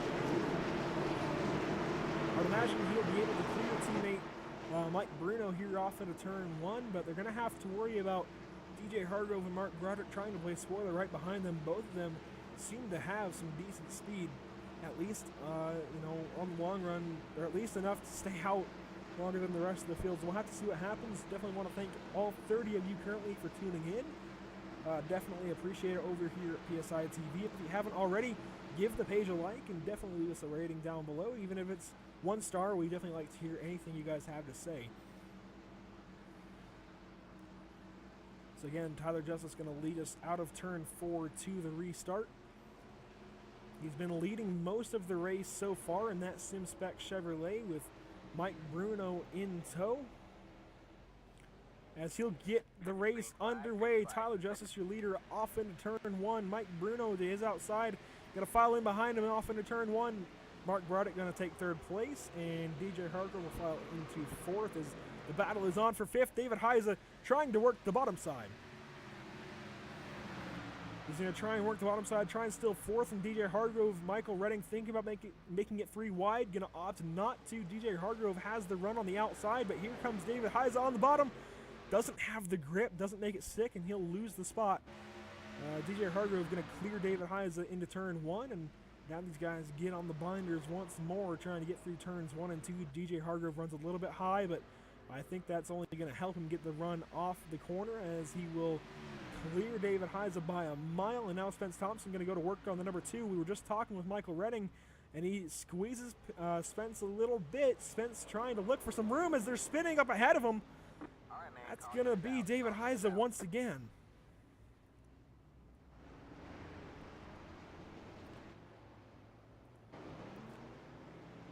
So David Heise, we were just mentioning, was running in the 5th position, and then gets loose once more. We've seen it from him a couple of times already tonight, and he's not the only one we've seen it from. He's definitely had a bit of a rough night in that number 62.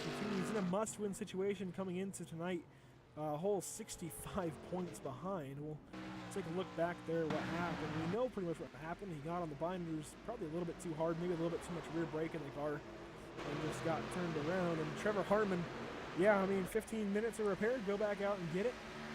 Definitely nice to see a new guy making rounds in the NMNTS Racing Series. As we'll watch here is David Heise just gets loose off into turn 3 and ends up deciding to loop it to try and keep from taking out the rest of the field. Man, that was close for Zach Lindgren battling with Michael Redding there. We'll watch that from his onboard camera here. It's not our normal onboard view, but we'll get that sorted out for Homestead Miami Speedway. As again, I mean, this was close for Spence Thompson and Zach Lindgren both, as they had to miss the spinning number 62 of David Heise. You'll start to see the smoke go up. That's the smoke from the 62s. Actually, Zach made contact with the number 2. You know, it's kind of incidental, maybe more so on Zach for gunning it up and not getting on the binders to lock her, well, not lock her down, but missed the wreck. But you know, can't blame him for going for a spot. But we'll have to see how much damage that actually caused to his left front. I think he stayed out there. That might have been netcode 2 that caused that damage to the number 85 of Zach Lindgren.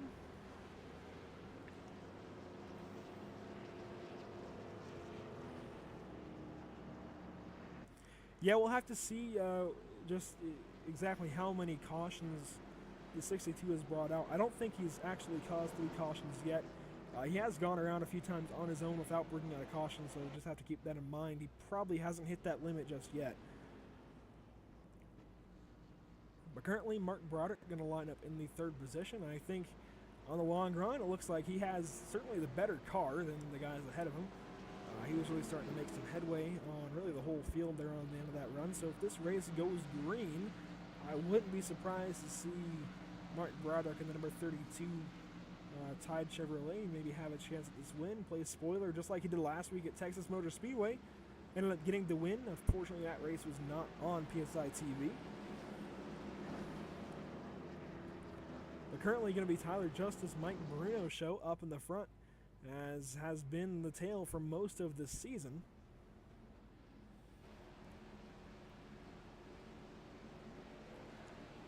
And you know, even with the few blown motors and that one wreck that took out Jared Beasley a little while ago, it's been nice to see that we haven't seen any giant wrecks throughout the rest of the night. We haven't seen too many guys get into any huge trouble, thankfully.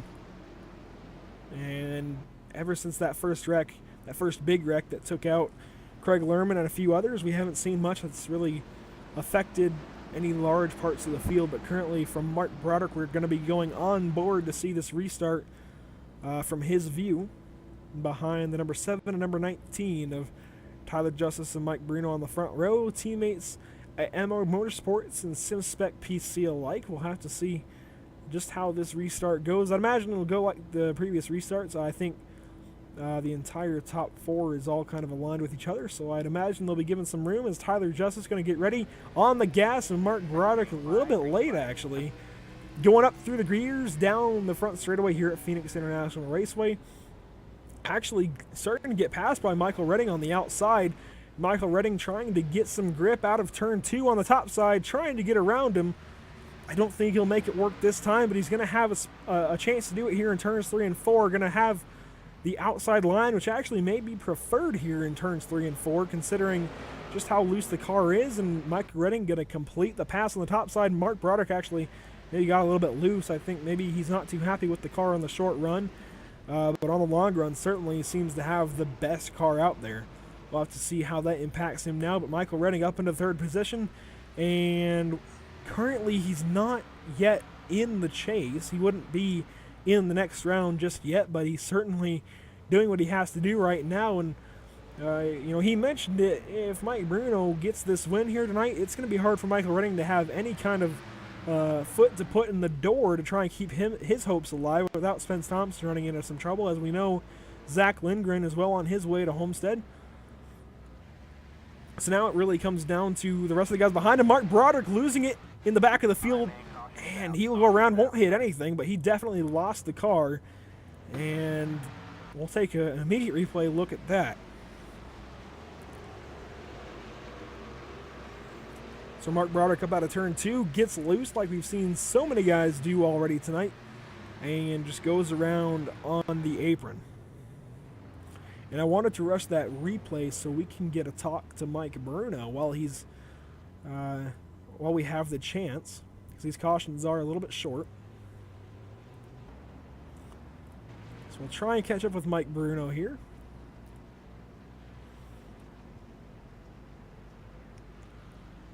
Mike Bruno, this is Andrew up in the booth. Do you have a copy? 10-4, Andrew. I got you, bud. Well, you're looking to come to the pit road here, or at least come by the pit road. We'll see what you do. Wanted to bring you in early so we get an actual chance to talk with you. You're doing a great job out there in the number 19 tonight. Definitely looking like you have one of the best chances of advancing from behind out of anyone in the field here tonight. So I'm not sure if you've led the most laps or if Tyler has. I think Tyler has at this point, but definitely with a speedy number 19 SimSpec Chevrolet, how are you going to attack the next 60 laps here? Pretty much just gonna try and survive like I've been doing. Don't really push too hard. You push too hard one little bit, man, and this thing comes around. I'm sure you've seen quite a few guys do it already, but yeah, just gonna wait till the end and hopefully get by Tyler at some point or another, and just gotta get that win, man. That's all I gotta do. Well, I'll tell you what, you're doing a great job of it so far. I mean, a 26-point deficit coming into tonight, but at one point you had put yourself into the position to move on, and I think if this race goes on, you have one of the best chances to beat Tyler Justice out of anyone in the field. So I'll be looking for you to make some noise in that SimSpec Chevrolet. Is there anyone you want to give a shout out to as we continue to race on? Yeah, man, I want to give a shout out to all my teammates, man. They've helped me all season, and they're doing a great job tonight. So appreciate all the help they've given me, and thank you, Andrew, for doing what you're doing, brother. All right, well, I appreciate it, man. Appreciate the thanks there. I'll move you back down. Again, hopefully looking to see you make some noise. It's been exciting so far watching you battle with Tyler, especially on that one restart a little while ago. So I'll be looking for you to do something here. Hopefully we're talking to you later on in a good way rather than as we were unfortunately talking with Craig Lerman a little while ago. So, man, do your job, and hopefully we'll be talking to you a little later on. 10-4, bud. Appreciate it. And Mike Bruno out of Massachusetts doing what he has to do down here. He's probably a little out of his element considering the temperatures down here in Avondale, Arizona, nearing 112 degrees down on the track. So these guys have very slick race cars right now, very slick race conditions. It's certainly not ideal maybe for them, but it definitely makes it a driver's track. And currently we're seeing kind of the MR Motorsports WFO battle that we've seen most of the season. If you followed the NMNTS Racing Series, despite it only just now coming to PSI TV in the recent weeks, if you followed the league in any way, shape, or form, you'll probably know that WFO and MR Motorsports have been against each other most of the season. in a friendly kind of rivalry. And whether it's been rough or easy going on either side is for them to say. But I mean, these two teams have been the top of competition here in the NMNTS Racing Series, and they're showing why. I mean, they've got the top 6 spots locked down, and then it goes to BJ Popham and DJ Hargrove, who have no affiliation with them at all. So currently, though, Tyler Justice still leading the way here in the Xfinity 200. We're on lap 109, coming to lap 110 of 165, which means these guys have 56 laps to go. Tyler Justice on the throttle already, getting going here. Down off into turn 1, they'll go one more time at least. Tyler Justice with the easy lead. Spence Thompson trying to roll the top side around Michael Redding in the number 89 American Revolutionary Clothing Chevrolet. He won't do it this time, but he's going to try and stick it out on the outside of Michael Redding. Actually gets the run by taking the higher line, but won't take the outside on him just yet. Trying to roll the top side, maybe. We'll see if he gets the run out of turn 4 on Michael Redding. And he will fall in behind and just ahead of Bradley Wilson, his teammate.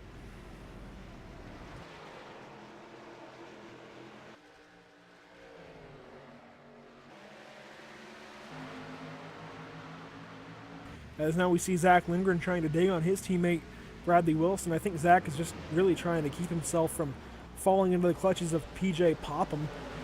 Zach doing what he has to do right now. Actually, he's going to get a run on Bradley Wilson. They both got loose out of turn 4. They'll both hang on to it, but a big moment there for both of those guys is now PJ's going to try and roll the top side. We'll go to his onboard.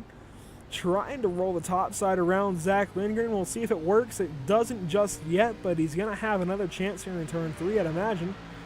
DJ Hargrove also going to try and mix it up here. Off into turn 3. PJ doesn't make the pass, but now DJ Hargrove on him. DJ's going to try and get a run. He has pretty much the position. They'll go off into turn 1. Now, this brings David Heiser right back into the conversation. Actually, contact is made. They'll go around, and that's a big one. Gets hit again. PJ Popham around in turn 2. Billy Hargrove involved with some more names involved. There we saw Martin Broderick get a piece of it. Looks like his right front is pretty much knocked off the car, but he'll be able to continue on nonetheless.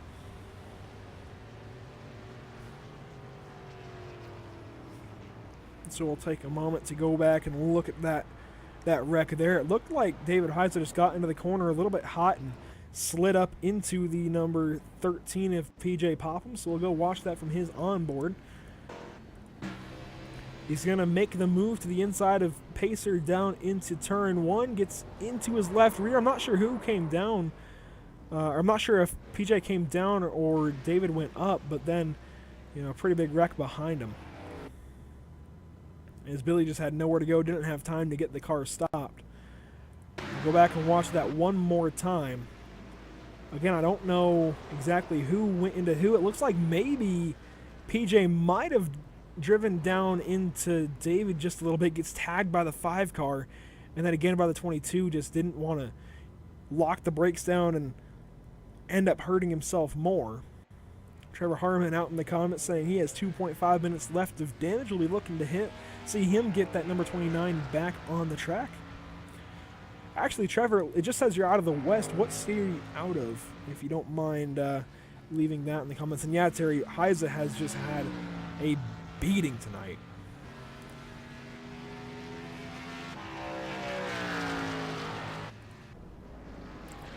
And so we'll check in on the 62. He's going to leave his pit stall. Looks like he's still got some damage to both front fenders and the left rear, but the right rear looks fine for now. So that's got to be something to take solace in.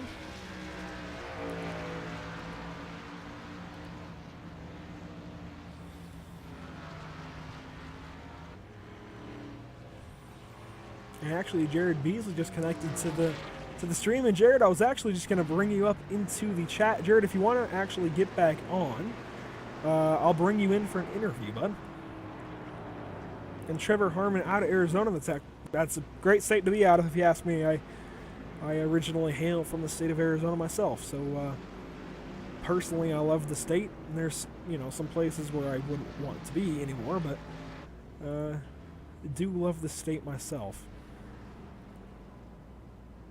So actually a home race for Trevor Harmon. Sucks to see him get taken out of it.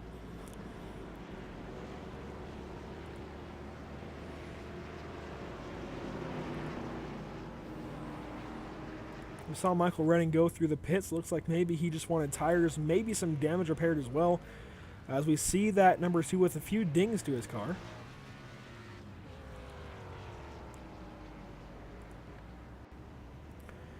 So now Spence Thompson is your leader. There were some shakeups there. It looks like maybe Tyler Justice pitted. The WFO guys did not, so that's going to shake things up in the front.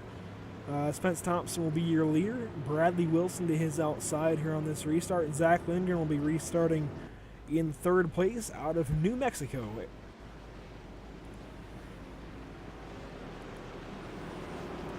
Tyler Justice will line up 4th, Mike Bruno in 5th, DJ Hargrove in 6th. David Heiza will still be in it. I mean, he's still in it. He's gone through one heck of a beating in this race, but he's still in the 7th position. He will have, looks like, his teammate Gordon Larson to his outside, followed by Corey Walters down on the bottom of row 5, and Mark Broderick rounding out your top 10 with Michael Redding in 11th.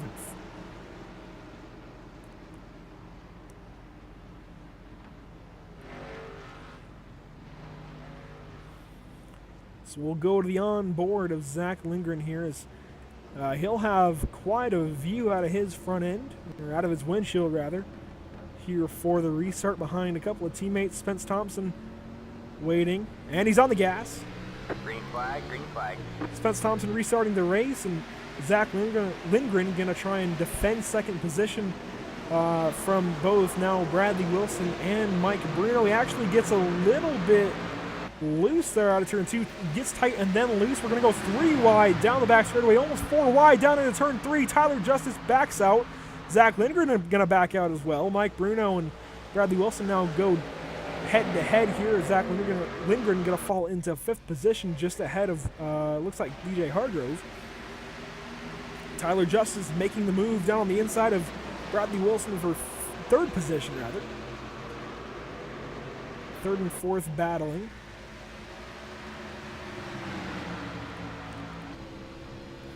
So we can watch us battle out the windshield of the number 85 here.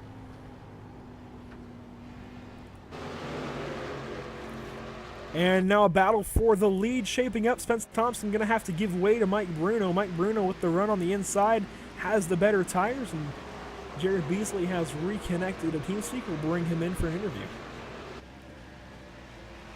Actually, well, wait a minute. The 66 goes around. He's going to get it rolling again, but that was a moment there. We'll have to wait and see. We'll have to have Jared Beasley now wait. But Bradley Wilson with a moment out of turn 2. BA Graphics throw to camera, gets loose out of turn 2. He locks him down to try and keep from causing a wreck. Does a great job of missing everyone else, and everyone does a great job of missing him. So he'll keep rolling, currently in the 12th position, just ahead of Mark Broderick, as they'll do battle. And back up to the front, Spence Thompson still hanging on to a 2nd place position over Tyler Justice, and Tyler's going to have the advantage now and take this moment to bring up Jared Beasley.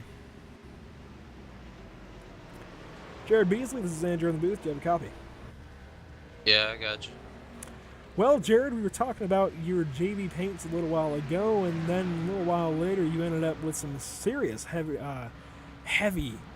front-end damage, and that ended up taking you out of the race. And actually, I'm going to ask you to wait just a second. We got a caution on the speedway. I'm not sure if you're still connected to the session, but if so, you'll have a chance to watch us as well.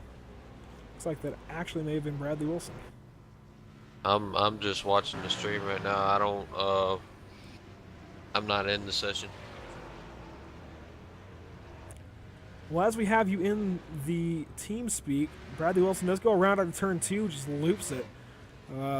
Try and get it rolling again, and doesn't hit anything. No one hits him. He'll move on. But Jared, I want to ask you about what happened to you there tonight. It was just a racing deal. Haza started 2nd.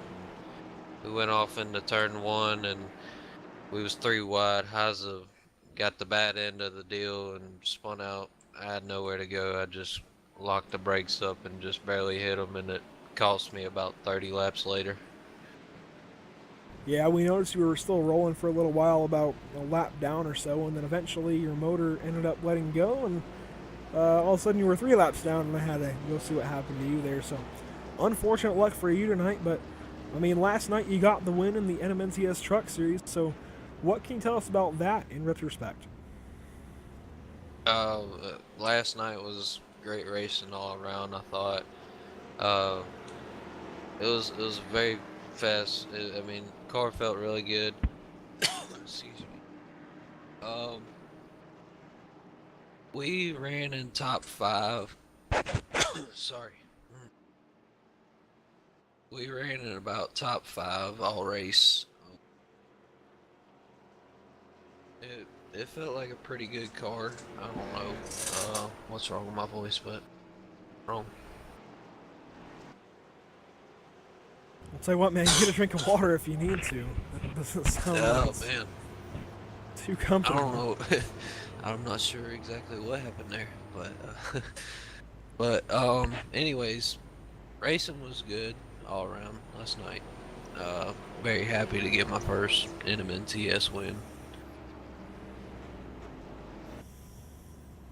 Yeah, I mean, you definitely did what you had to do on that last restart. You had a pretty, I mean, it was an aggressive move, but it worked out for you in the end. I don't think you really did anything wrong. It looked more of like a racing deal to me. You know, no contact made, but these cars have 4 fenders for a reason rather than an F1 car where you can't make that kind of contact. So, congratulations on that win, and we'll be looking forward to seeing you race in the future. Hopefully, maybe you'll even check out some IndyCar racing next year on Tuesday nights. Maybe not your forte, but it'll be something to see you kind of get used to there, maybe. Yeah, I'll definitely give it a try once or twice for sure. But mainly gonna stick to the oval. I know for a fact, but probably getting the IndyCar a couple times also. Alright, well, we're getting ready for a restart here, so I'll let you go, man. It sounds like your voice ain't doing too well. Not sure if you're getting sick or what there, but we'll let you go for now. Thank you for coming back in to get a talk with us. And unfortunately, you had that early exit, but we'll make sure to catch up with you next week as we'll be broadcasting all 3 events here from PSI TV. Alright, appreciate it. And again, that was Jared Beasley in the number 114. Thanks to him for getting back online. He definitely didn't have to, and definitely appreciate him getting back on to have a chance to talk with us. As we're on lap 126 of 165, means we're just under 40 laps to go, and we're going to be watching this restart from the 62's onboard cam. That's David Heiser, who needs to win this race to move on. He comes into this race 65 points behind the cut line, and they're on up ahead of him. David Heiser caught sleeping just a little bit, but now he's getting back to it, trying to get a move on. He has Spence Thompson on his bumper.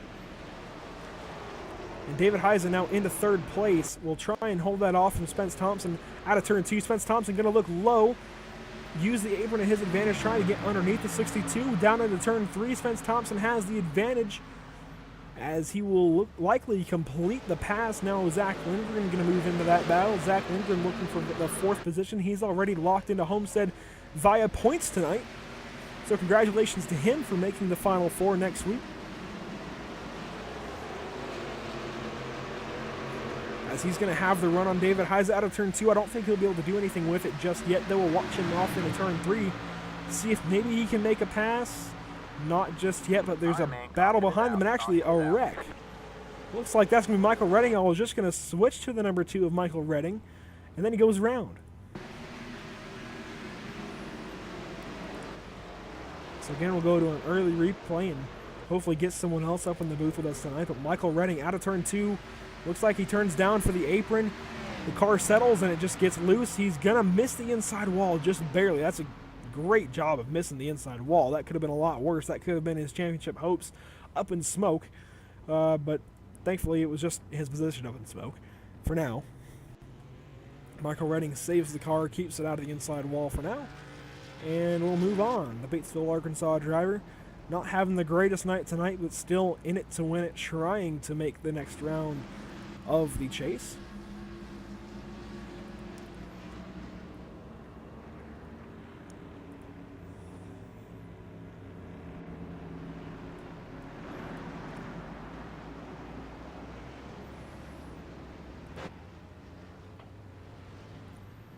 And we'll have some takers to pit road. Going to be DJ Hargrove, Gordon Larson, and Jason Alexander, as well as Michael Redding, who just spun. So we'll actually try and get a talk with Gordon Larson Jr. as he's kept himself in this battle all night long.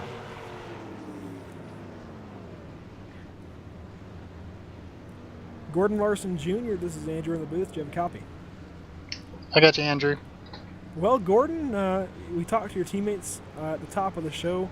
It looks like maybe you were trying to get in race mode, or maybe just weren't at the mic at the moment when I brought you up. But nonetheless, putting on a great show here tonight, just doing what you got to do. You've had a couple of moments, but that's to be expected when so much is on the line and you're trying to race on a track like this with it being so slick. So tell us about your night tonight so far, and what you're going to try and do these next 36 laps to keep yourself in the Final Four for Homestead.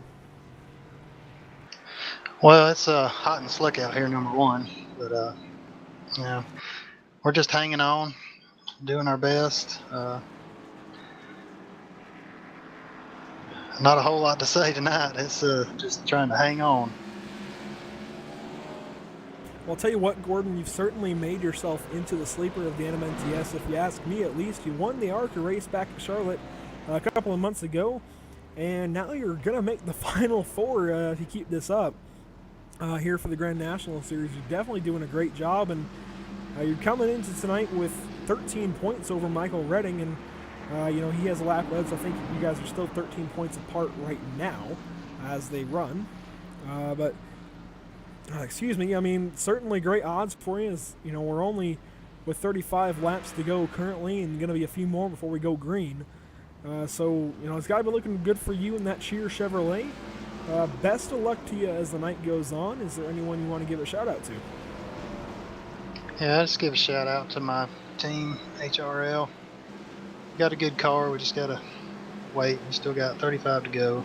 It's a good little bit, but appreciate you up there in the booth, Andrew. And we're just going to hang on. All right, we'll actually watch this restart from your onboard camera, so hopefully you make it exciting for us, and we'll be watching for you to hopefully move on to the next round of the chase, the Final Four at Homestead, with a chance to win the championship. Thank you, sir. Again, that was Gordon Larson Jr. in the 00. And like I said, we'll be watching this restart from his onboard. He's on the inside of Michael Redding, currently lined up in the 11th position behind Corey Walters and DJ Hargrove. And so he's a little ways back in this pack right now in 11th position. Not a big field, actually. Only 19 cars showed up to the event. Actually 20. And he's hanging on to a great position if he can work this thing out. He's got some of the best tires on the track. The race is green once again. Gordon Larson Jr. going up through the gears off into turn 1. He's going to give the spot to Michael Redding for now. Just try and be nice and easy with it and get that thing to the end of the race. That's all he has to do. I mean, currently he's in by about 12, I think 11 points right now over Michael Redding. So the only thing that Gordon has to do is ride where he is. And he's actually got only a couple other guys on the lead lap. He could be the last one on the lead lap and still make it. Moving back up to the front, Tyler Justice has fallen into the second position right behind Mike Bruno. So now move Mike Bruno into the Final Four and Gordon Larson back out, as Mike Bruno is currently your leader, would move him with the win automatically into Homestead.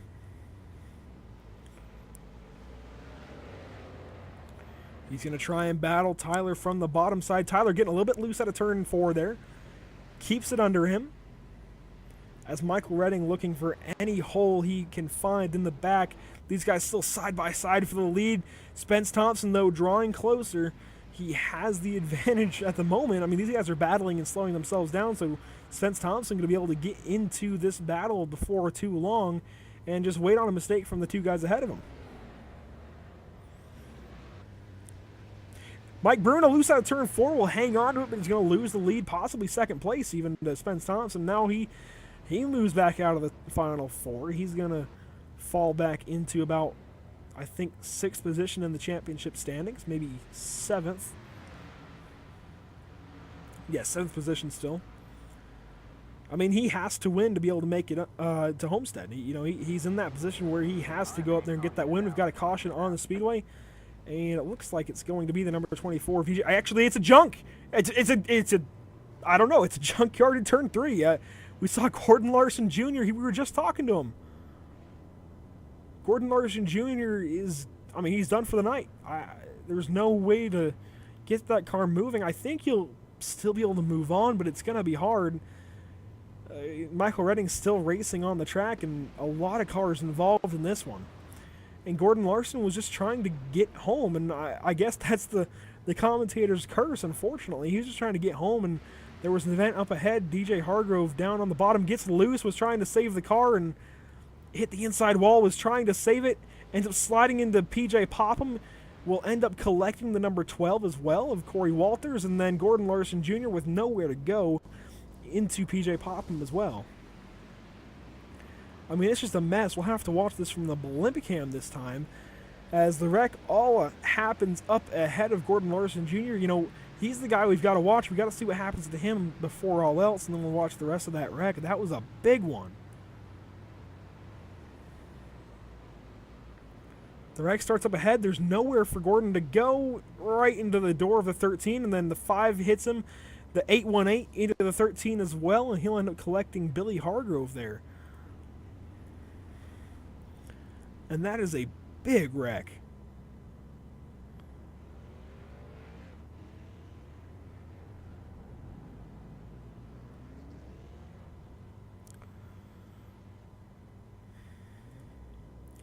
And Pacer Popham, there was nothing he could have done there in that number 13 Old Schools Motorsports Chevrolet. Nothing he could have done. The 24 is trying to lock it down on the bottom and just slid right back up the track. And, that happens even in NASCAR. See, the 24 just gets loose, coming back onto the track. It's the inside wall, trying to lock it down up into the 13 and just causes this big wreck. The 12 just spins, trying to miss it. And then Gordon Larson Jr., nowhere to go, gets hit again by the 5, and the 818, nowhere to go, into the 22. That's a big wreck right there. That is the big one of Phoenix International Raceway. There's nowhere to go in this kind of place because there's pretty much one groove, and that one groove is slick. So this changes things. This really changes the dynamic of the championship battle, because we're going to have Gordon Larson Jr. finishing probably in the 14th position. That means now Michael Redding does not have to win. He still has a tall order ahead of him, but he ain't got to win to move on. And actually, Gordon Larson Jr., he may have a motor in the car still. I'm not sure. We'll have to see what happens.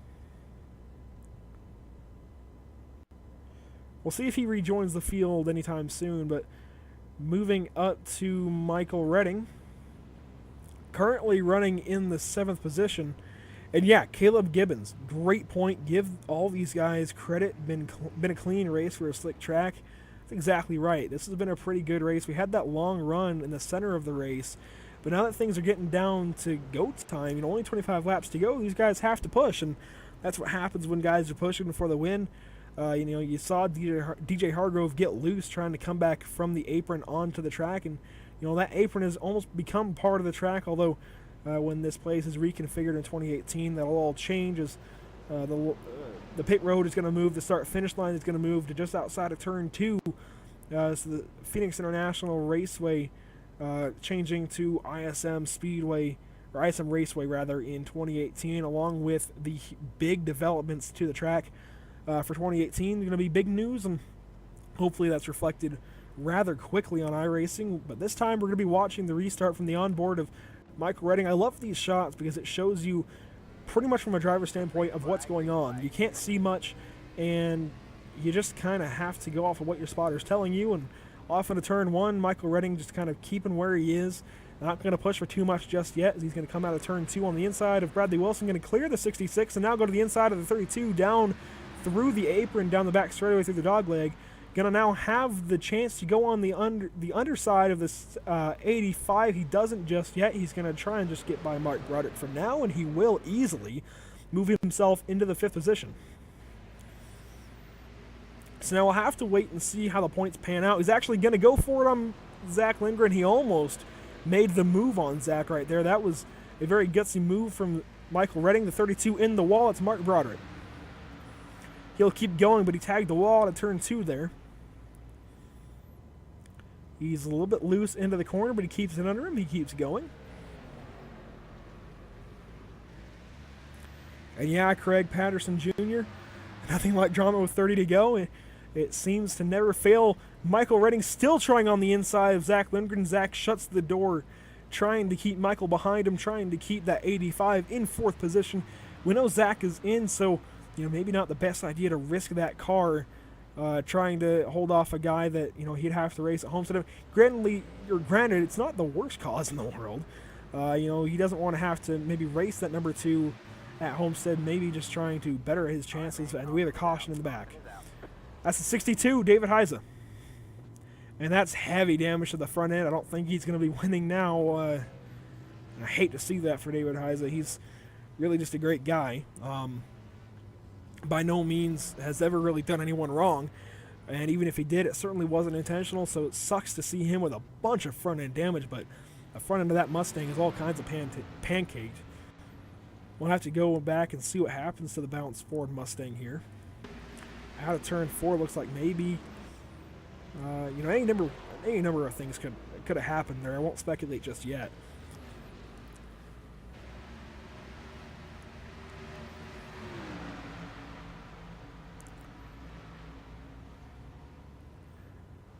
And through turns 3 and 4, David Heiza on the outside of Bradley Wilson. Bradley Wilson just barely got into David Heiza, but I don't know what. It's hard to tell what happened there. It's really hard to tell if Bradley pushed into David or if David maybe didn't give Bradley enough room.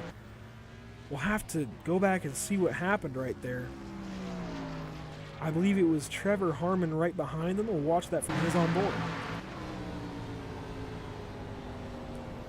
See if we can't get a look at what happens. You see that we're side by side in a turn 1 here, battling for position. Bradley Wilson not in the championship battle. David Heiza was in the championship battle, but was 65 points behind the cut line coming into tonight. Had to win this race. Actually watch this from the nose of the 29. It's hard to tell what happens. It's very slight contact from the 66 to the 62, which tells me Bradley Wilson was doing everything he could to stay off of the 62. We'll utilize the chopper cam now. See what happens here. It's very slight contact, and I'm not sure whose fault that's on.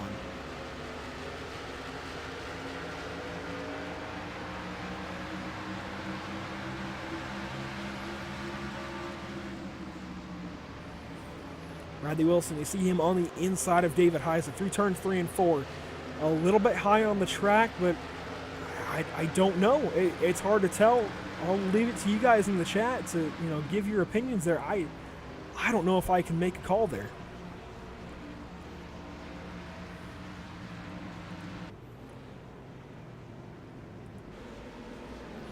But it certainly is going to impact the 62 of David Heiza the most, and Bradley can't feel good about what happened. It definitely shows to me that he was trying to stay off of David Heiza, but no real telling of who was at fault in that wreck. And Gordon Larson Jr. has not yet rejoined the field. David Heiza still out there, still running. So if there's a late race wreck that takes out the guys that need to be taken out, and somehow David Heiza is able to play Cole Trickle and get through it, not all hope is lost, is what I'm trying to say here for David Heiza. But I believe we'll have about 17 laps to go here for this next restart. These guys are getting ready to double file up. Tells me they're coming to 1 to green. Tyler Justice still your leader this time, with Spence Thompson to his outside, and behind Tyler will be teammate Mike Bruno. And Mike Bruno at this point, 17 laps to go when they restart.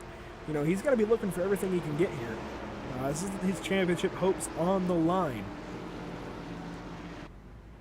We've already seen what can happen with just one slip up. I mean, like we were mentioning earlier, like I was mentioning earlier, rather, you know, that one slip up for Gordon Larson, had Craig Lerman still been in this race, all of a sudden Craig Lerman only has to lead a lap and finish 7th place, and he's able to eclipse that double O for that position in the Final Four. But Craig Lerman out of the event.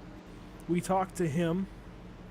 Gordon Larson Jr., we talked to him right before his wreck. We'll try and catch up with him before the night's over. As we get ready for the restart here, we'll watch it from the chopper cam. We'll watch Tyler Justice lead the rest of the field out of turn 4 here. He's on it, and Mike Bruno going to be able to get his nose ahead of Spence Thompson. That's the nature of having teammates being able to communicate via iRacing and TeamSpeak. And Mike Bruno gets the advantage there on Spence Thompson out of turn 2. We'll follow these guys with the blimp cam this time. Off into turn 3, Mike Bruno still has the advantage by a car length over Spence Thompson. Spence Thompson does not have to go up there and beat Mike Bruno for the chase position that he needs. Michael Redding doing everything he can to get that spot on Zach Lindgren. He will clear him out of turn 4, and now Michael Redding working on the 89. Spence Thompson, I think, just got hit. I think Michael just hit the 89. All right, man. Caution's out. I think contact was made. We saw the 89 with rear end damage, and Michael Redding keying up the mic. You know, don't want to get into the politics of the situation, but it looks like, Spence got hit. Spence Thompson got hit into the corner pretty hard. And that's going to send him around, actually send him into the 32. That's not what Spence needs. You know, Spence and Michael pretty close to the cut line. Spence has a good bit of leeway. I think he'll be okay. Still make the Final Four, but that's not what he needs. So we'll go back and watch that from the 2's onboard, actually from his nose. As he goes off into turn 1. This is the lap prior, so we're going to watch this from the entire lap for Michael Redding. You see, he was just trying to battle with Zach Lindgren, and he just stayed out on the track, so he'll hold 3rd place. He was battling with Zach Lindgren, and he's going to clear him out of turn 4 here. And then he's going to have the run on Spence Thompson into turn 1. That's what we got to watch here. We got to watch just how hard the 2 ends up getting into the 89. I think he might have been trying to shoot the gap on the inside, and that hole closed fast. I mean, you have to assume Spence Thompson's going to try and come back down the track and protect that line, and that's exactly what Spence did. No fault of his own, and just get sent around.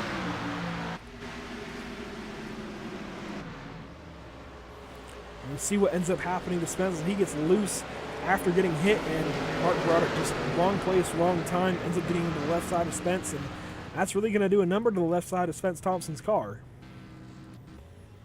He's still in the pits getting repairs. I don't think it's going to take him out of the race, but it's certainly going to hurt that car. And as we go back up to the front of the field, Tyler Justice currently running in the lead. Mike Bruno, his teammate, right behind him. Michael Redding, we just saw him. You know, obviously, he knows what he has to do here, and I think with that move, he may be into the Final Four currently. I'm going to do some math on the fly here. So Michael Redding comes into this race 13 behind Gordon Larson originally. He has the bonus point that makes it 12. So now there's a 12-point difference before the rest of the points tonight. Neither one of them have a 0x. They can't get that bonus point. And Michael is currently 11 spots ahead, so I think he's right on the cusp of making the Final Four right now. I think he needs one more spot, and then we'll have to see what the tiebreaker goes to. But I think he's just ever so slightly on the cusp of beating Gordon Larson Jr. for that final spot in the 3rd position. I think he has to still get into 2nd place to do it, but it's certainly, you know, big news for Michael Redding that he now has a chance, thanks to what he did right there. I mean, I don't, like I said, I don't want to get into the politics of the situation. In NASCAR, we see the bumpers used all the time, and drivers will do what they have to do to make the next round. So, Michael Redding felt like maybe he had to make that move. I think he was trying to go for the hole that Spence ended up closing up, trying to arc into the corner. I think that's what happened. I don't think Michael was meaning to get into Spence Thompson. That doesn't make any sense to do it that early when you have two of his teammates right behind you, obviously. So, again, I'll let you guys decide if you want to in the comments what you think happened there. But we're getting ready for the restart here with just, it looks like 11 laps to go. Things are winding down. We see the 62, like I mentioned at the top of the show. That's blinking. What we call blinking on iRacing means there's just a bit of a connection issue on his end. It'll sort itself out. They're going again on the restart. Zach Lindgren on the outside of Michael Redding. Mike Bruno on the outside of Tyler Justice. Tyler Justice, your leader down into turn 1. Mike Bruno going to fall in behind him. Michael Redding, we know he's desperate. We know he's doing everything he has to do, everything he can do to try and make the final round at Homestead next week. He's loose, actually. He's going to come back up the track, and he's hit. He's demolished. That's a huge hit. And no caution is flown just yet. No caution.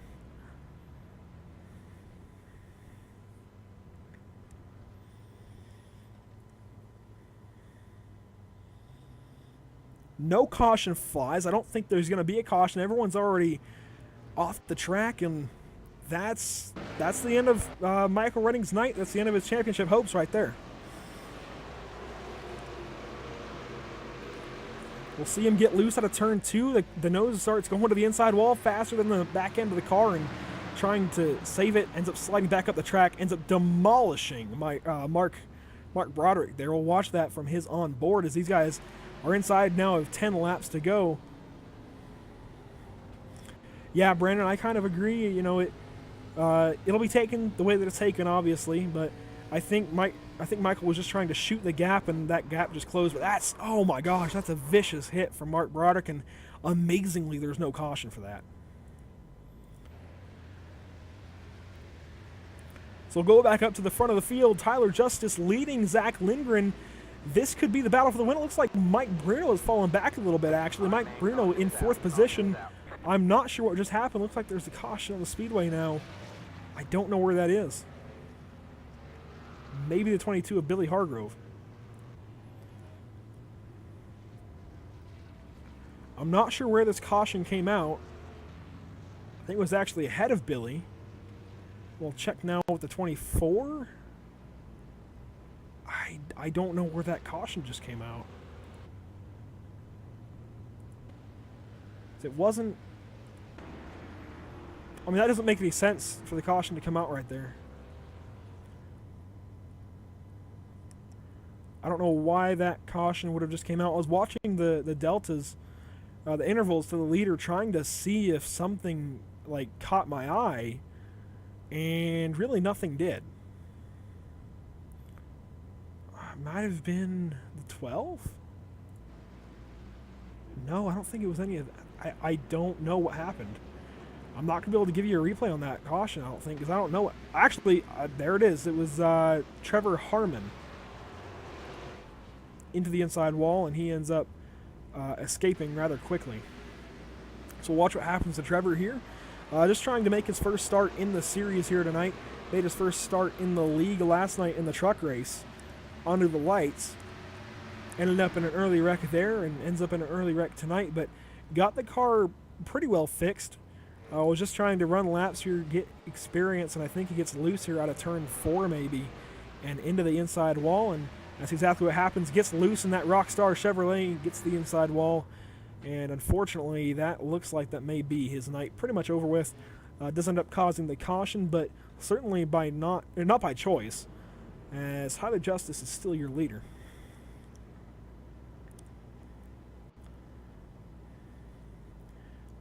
And we're gonna bring Michael Redding back up into the interview booth. Maybe catch his opinions on that incident. Michael Redding, this is Andrew in the booth. Do you have a copy? Yep. Well, Michael, your night's over. We saw that live, and amazingly, there was no caution. Unfortunately for you, that's your night over with. That's your championship hopes out the window. But certainly, a decent run. You were doing what you had to do there until, I don't know what happened out of turn 2 for you. Maybe you just got loose. But run us through the course of events there with Spence Thompson and then that wreck for you. The deal with Spence is he just kind of chopped my nose there, and I couldn't get checked up in time. And then that with me, I'd been cutting the dog leg all right, no problems until that time.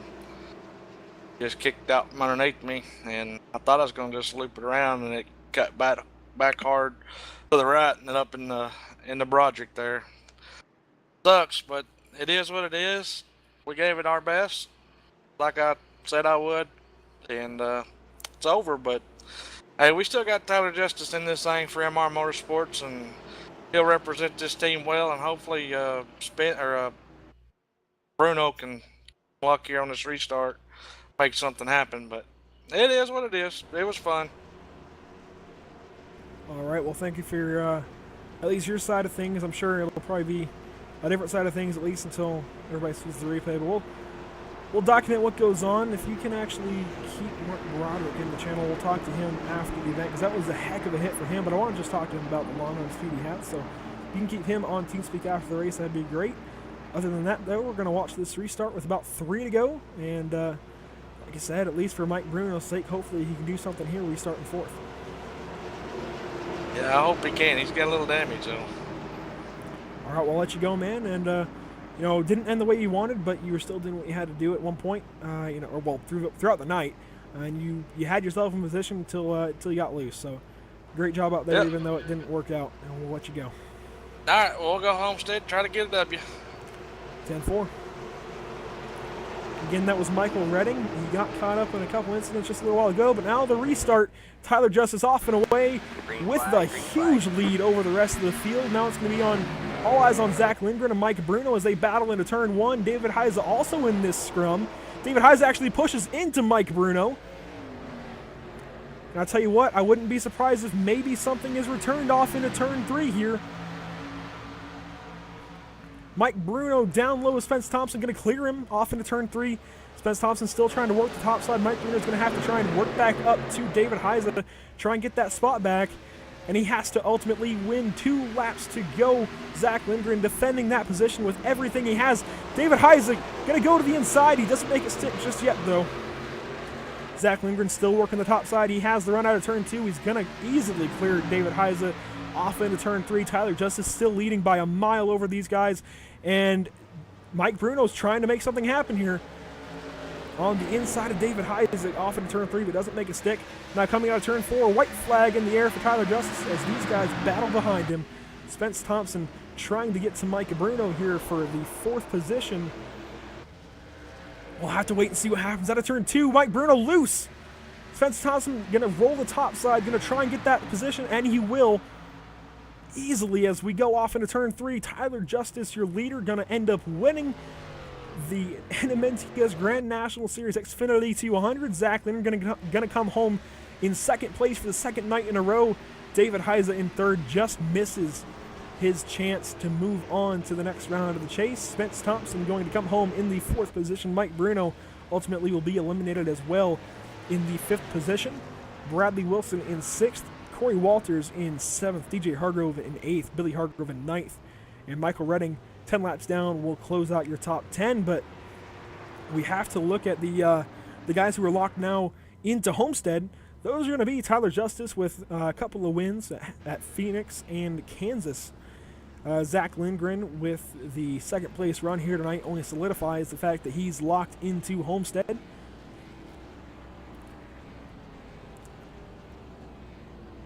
Sorry, we're watching the 22 go around at speed there. The 89, Spence Thompson, will be able to move on to Homestead as well with a great 4th place run there out of Muskegon, Michigan for that driver. And Gordon Larson Jr. is going to just be able to hang on to a fighting position going into Homestead despite a late race wreck. We'll move a bunch of guys into the interview waiting booth. Unfortunately, Mark Broderick has disconnected for the night. We won't be able to talk to him.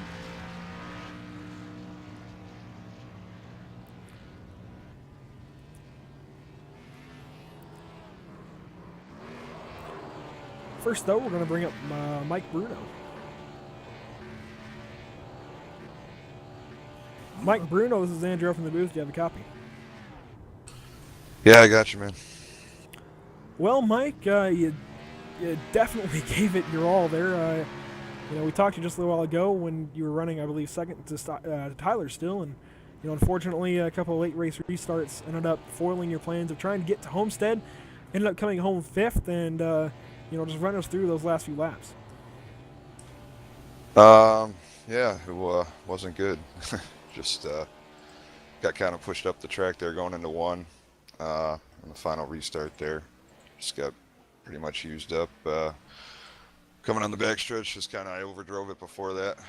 Right before that caution came out, got a little bit of damage. But yeah, all in all, just didn't have it. Just kind of gave it away there.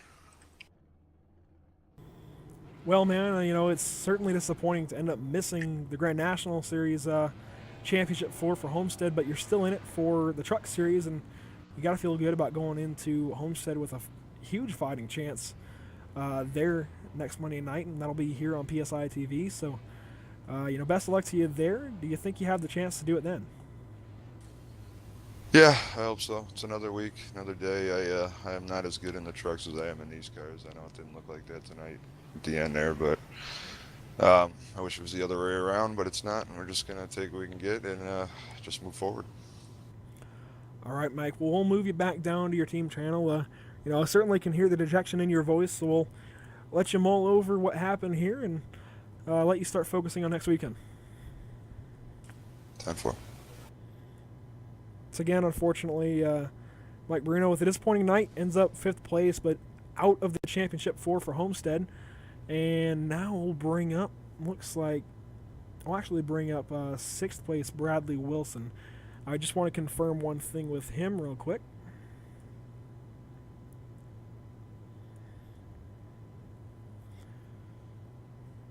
Bradley Wilson, this is Andrew in the booth. Do you have a copy? Yeah, 10-4. I got you. Well, I think you might be a little bit surprised by being dragged up into the interview booth, but got a question for you.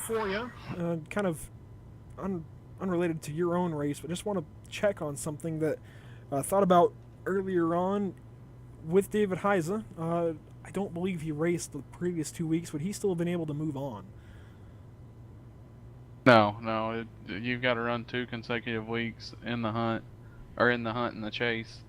You have to make 2 of the 3 races to move on and advance. All right, that's what I thought. So thank you for confirming that with me. Then as far as your race went, you end up coming home 6th place. You had a pretty good car early on. You stayed out on some older tires and showed that you had some pretty good speed even on those older tires. So what ended up happening to you to make you come home 6th rather than higher up?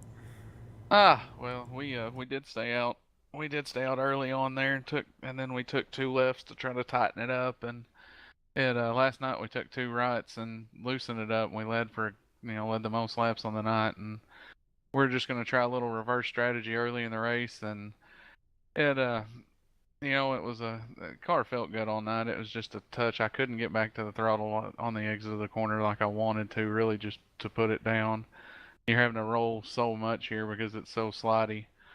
But so just the way the cautions fell and whatnot, I feel like we probably could have got a top 5 with a little bit having to start on the outside there killed us. But we'll take 2 top 10s this week. We'll definitely take that over what we've been getting and getting caught up in somebody else's mess or creating my own. And 2 top 10s here and leading the most laps last night, that'll do something for your confidence. So we're going to go into Homestead next week and then start building for a comeback in 2018. For sure. Well, certainly a good turnaround of events for you. You ended up 8th place last night and 6th place here tonight. So may not be the top 5s that maybe you had in store, but certainly a good run for you, and we'll be hoping to talk to you next weekend as well. All right, brother. Take care. And again, that was Bradley Wilson out of the number 66 BA Graphics Toyota Camry tonight. And next, we're going to bring in championship contender David Heise, who was just eliminated, but certainly gave it his all. David Heise, this is Andrew in the booth. Do you have a copy? Hey, Andrew, how's it going? Well, David, we certainly saw you give it your last-ditch effort there. Congratulations at least on the third place finish. Definitely a heck of a race for you. You got beat up all night long, and you brought it back to fourth place. Or third place rather. That's incredible. I really at one point did not expect you to even be in the top 5 with how many times you'd been beaten up on tonight. So great job by you to bring it back. And I'll tell you what, even though you didn't make the next round of the chase, I got word from Bradley Wilson. You missed the last 2 weeks, unfortunately, which would have ended up disqualifying you from the next round anyways, because there is the participation requirement of racing 2 weeks in each round. But I mean, you gave it your all no matter what. It was definitely a crazy finish to watch with you and Mike Bruno there, and just hats off to you for doing what you had to do to try and get a win. You came up short, two positions short, but just want to get your thoughts on that. Yeah, I'll tell you what. It was a real interesting night. Started out pretty good. Spence and I got into it a little bit down into one early in the race that sent me to the back, and then I was just pushing as hard as I could the rest of the race to get up there. That caused some other issues. I apologize about running Mike Bruno high going into one on the restart there, but I thought I still had a chance, so unfortunately I ran him up the track a little bit. But all in all, a good night, long night, tiring for sure. Yeah, it's definitely a grueling racetrack to race at, even though the laps makes it seem like maybe not the longest race on the schedule of the year, but definitely a grueling one. So congratulations at least for running third, and you did a great job, honestly, in that number 62 Bounce Ford Mustang.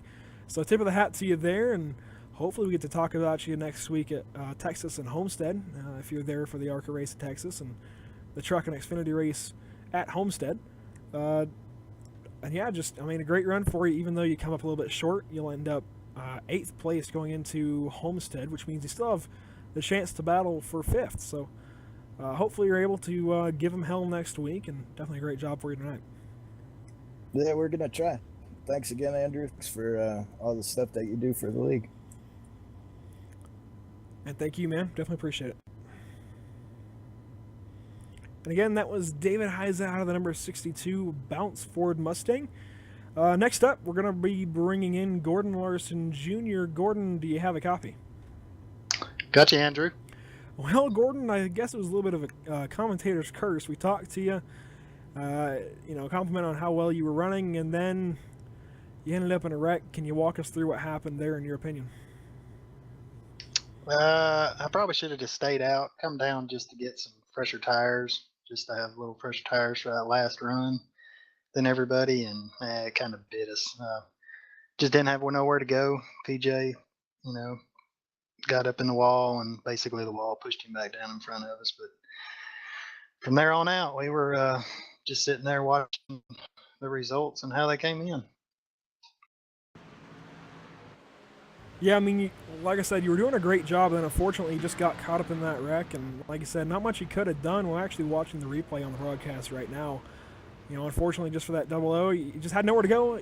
Things stack up in turn 3 really quickly, a very narrow racetrack. It seems wide until you get off into the corners, and there's just nowhere to go. A one-groove racetrack, but you still have a fighting chance going into Homestead. Certainly just got to be consistent throughout the race and have some long-run speed, I'd assume, and I'd imagine you had a pretty decent chance of at least, mixing it up for the championship. So, hopefully you do some good things next week. We'll be looking out for that Cheer Chevrolet out of the HRL camp, and hopefully we're talking to you next week as well. Yeah, I appreciate it. Yeah, we're gonna we'll bring a new car to Homestead. We're gonna have a different paint scheme for Homestead for the final race. We're gonna bring it out. We're only gonna bring it out if we made it. So, but I appreciate it and glad to be here, and just happy. We were just praying. Just everything felt right. So. Yeah, despite that wreck, everything worked out for you. Michael almost had you there, and then he ended up getting loose out of 2 and ended up going your way. So that's got to feel good for you, man. And like I said, be looking for you next week. Hopefully you give him hell. I appreciate it, Andrew. And again, that was Gordon Larson out of the double O. We'll watch that wreck one more time here, this time from his in-car in slow-mo. This is what almost took him out of the championship, and this is all it takes. He just, I mean, it tightened up real quick. There wasn't very much space for him to go. He couldn't turn left. He tried turning left, actually, and there just wasn't anywhere for him to go to try and miss PJ Popham. And unfortunately, ended up taking him out of the event. But Tyler Justice actually still sitting on the track, and now we're going to bring in Spence Thompson. Spence Thompson, this is Andrew in the booth. Do you have a copy? Yes, sir, Andrew. Well, Spence, despite some contact, you ended up bringing it home in 4th position. You were able to take advantage of a sliding Mike Bruno there on the last lap. Just walk us through, first off, the event there with Michael. Just, give us your opinion there, and then everything following. Yeah, man. I was definitely hot when it happened, of course. That's that was one of them racing deals where, I probably maybe just should have let him go. I thought I could have been able to get down in front of him there and be able to kind of break into the corner and get a decent run out. But it's one of them things where you got like a split decision to kind of make what choice you're going to make right there, whether you dive down to the bottom or you just kind of ride conservatively and get on the top and stuff. But it was one of them things. Like I said, it was kind of like one of them in the moment decisions, like what to do, and I made a decision and cost me right there. But this number 89 American Revolutionary Clothing team, man, they showed their true grit today, though, and we battled back from it, and couldn't be happy with this group of guys, man. We're getting ready to be able to represent WFO Motorsports. Me and Zach Lindgren there, also in the 85 car, so we're able to represent WFO Motorsports in the season finale at Homestead, man. We couldn't be happier about it. We're excited about it. For sure. Well, you're going in with both a chance to take the second Truck Series Championship here in the NMNTS next week at Homestead on Monday night. We'll be watching that here on PSI TV, and then also the championship here in the Grand National Series. So, very well could have the same team winning all 3 championships, considering, well, I should say the same shop, considering WFO helps out with Riot Racing, but technically that was a Riot Racing driver winning the ARCA Series. But still, in shop, could take all 3 championships. Gotta feel good. Is there anyone else that you want to thank? Absolutely, man. Gotta just give a big thank you to my team owner, Bradley Wilson, man, for giving me this opportunity to be able to drive this car for him. Can't thank him enough for giving me the chance to do this, man. It's just an awesome feeling to be able to, like I said, to be able to represent WFO Motorsports in the finals, man. When this year started off, we had one of our main goals this year was to be able to make the hunt.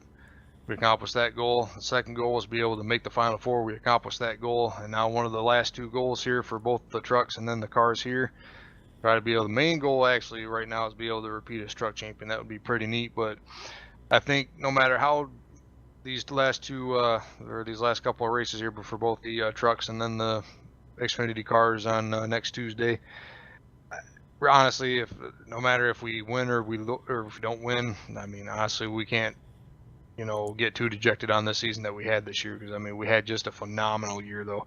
But then real quick, just gotta give you a big thanks as well for doing the job up there in the booth and broadcasting this thing for us. You did a good job tonight, and we thank you for that. No problem, man. Thank you for sharing your time and putting on a show for us. Definitely was nice to watch your 89 American Revolutionary Chevrolet go around this track tonight for 165 laps. It was fun to watch, and you gave us a show, and I'm sure you'll do nothing short of that next week at Homestead. Oh, absolutely, man. It was wild and it was crazy, but it was fun. Thank you. All right, I'll leave back down. And I just want to mention real quick, Trevor Harmon, thanks for being such a good sport, but, man, you don't have to apologize. I know you're watching still. You ain't got to apologize, because, even as a driver who was battling for a championship last night, unfortunately I was eliminated from the hunt in the Truck Series, but even as a driver who was in that race last night, battling for the race, you were definitely not a problem at all. You did great. Period. You did great. You did what you had to do. Unfortunately, you were involved in those 2 wrecks last night and tonight, but you still stayed out of the way perfectly, and you did what you had to do, and I showed a lot of respect. So you only have up to go from here, so I'd imagine things will start getting better. Zach Lindgren, this is Andrew up in the booth. Do you have a copy? Yes, sir. I got you. Well, man, we talked to you at the top of the show, and talked about how likely it was that you were going to move on, and then talked to you mid-race about how you were locked in. You'd clinched already. So walk us through that last restart there. I knew Tyler was going to do something different, try to get a good jump on me. Starting P2 as my kryptonite has been my whole iRacing career. I just can't seem to get it down, and when he took off, I was so underpowered that, or I didn't have a good enough run to keep up with him. I just didn't have the speed to start it off. Bruno gave me a few bumps right there at the beginning of that last restart, and it pushed me in front of the 62, and I got down in front of him, and I thought if I could just kind of stay consistent, I'd be able to get up to Tyler, and I even told him that I would have pulled a Ryan Newman move on him to take the W, but unfortunately coming out of 4 on that restart lap, I almost lost it. So after that, I was just going to try to salvage a top 2.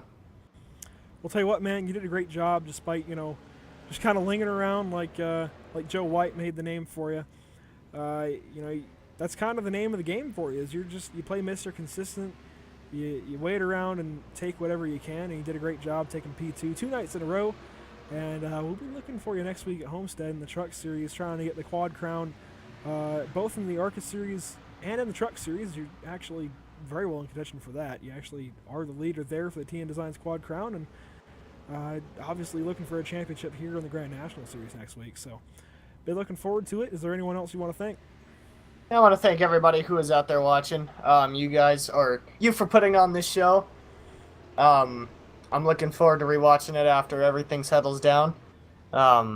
Everyone at WFO, my teammates, for helping me with everything I do, helping me keep calm, helping me with lines and such. TN Designs, PSI TN Designs, PSI TV for helping keep color on this car. If not, we'd have just a gray one. Everyone else out there that's helped me through this, I thank you all. The brave men and women overseas that are defending this great country. For now, that's all I got. All right, well, some sweet karma points for you there with that interview, man. We'll let you go now, though, and looking forward to next week. Thank you, sir. See you guys then.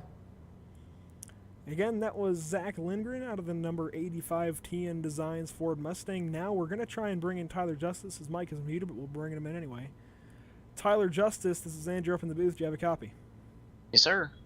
Well, man, I know it took a while to get to you, but just had a lot of guys to talk to tonight. But you're certainly the biggest name of them all with that race win, and you're already locked in via your win at Kansas, and now you just kind of double locked your way into to Homestead, and I think you have to be the favorite, both in the Truck Series and now the Grand National Series. And I mean, tell you what, you did a great job out there tonight. I'd imagine you led the most laps, and walk us through tonight and how you attacked it. Yeah, it was definitely a long race, especially with all the cautions. But like I said before the race, it's hard to get the throttle down coming off the corners and maintain speed and pull away from the guys behind you and try to maintain everything. But we did it pretty well. You gotta have a lot of steering and brake and throttle control. Put them all together the right way, you'll be fast here. So it's definitely a hot track, 112 degree track temperature. So it's really slick, but we definitely had a lot of cautions, so it was pretty hard to figure out when to pit, when not to pit. That way you don't get back in the pack and maybe get caught up in a wreck or something. But yeah, glad to be in the hunt for both series here. Hate it for my teammates Mike and Michael there for not making it in this side of the series, but it is what it is. They'll do great, but we're just glad to get the win here and moving on to Miami, and we'll see what we can do there. Maybe we can get us a championship. Well, I'll tell you what, man. Like I said, you got to be the championship favorite in 2 of the 3 series going into next week. One of them's already locked up, and you weren't really anywhere near the championship there, but you can still win a race across all 3 series next week, and be looking forward to seeing what you and the number 7 SimSpec crew can do next week. Yes, sir. Thank you. I want to thank my sponsor, SimSpec, for being on the car as always. I want to thank all my teammates. Congrats to them. It's been a fun season. I want to thank Bradley and Michael for the league. Thank you in the booth, and that's about it. All right, man. Well, let you go for the night. Definitely a great job out there. Congratulations on the win. I appreciate it. and that was Tyler Justice out of the number 7 SimSpec Chevrolet. Once more, congratulations to him on the win, and just a grueling race. He ended up leading 99 out of 165 laps here tonight at Phoenix International Raceway. So definitely a dominating performance from Tyler Justice, as we're used to seeing. So congratulations to him there, and congratulations to everyone else on the runs they had. I mean, you gotta give a tip of the hat to everyone in the top 5 being championship contenders, and unfortunately, the other 3 ended up riddled throughout the field with with accidents. Michael Redding out of turn 2 gets loose, ends up getting absolutely demolished by Mark Broderick. Gordon Larson has nowhere to go, and DJ Hargrove spins into turn 3, and Craig Lerman, unfortunately, ends up being taken out real early with one of our first accidents. So, once more, thank you for everyone with the NMNTS. Thank you everyone who tuned in, and thank you to all the drivers. It's been a great show out here tonight. Also got to thank SimSpec PC Towers, PSI, or Pit Stop Insider, TN Designs, Oliver Mobile Fleet Repair, and Scott Brotherton Images for, as always, supporting PSI TV. And we'll be back next week with the ARCA Series finale from Texas Motor Speedway. Also with the NMNTS Truck Series from that finale from Homestead Miami Speedway, and the NMNTS Grand National Series finale from Homestead Miami Speedway as well. So hopefully you guys tune in. It'll be a great show next week across all 3 nights. It'll be very exciting for me. Getting to take care of all 3 nights for this series is it's going to be great. So thanks everyone for tuning in. Hopefully we get to catch you next week, and have a great night.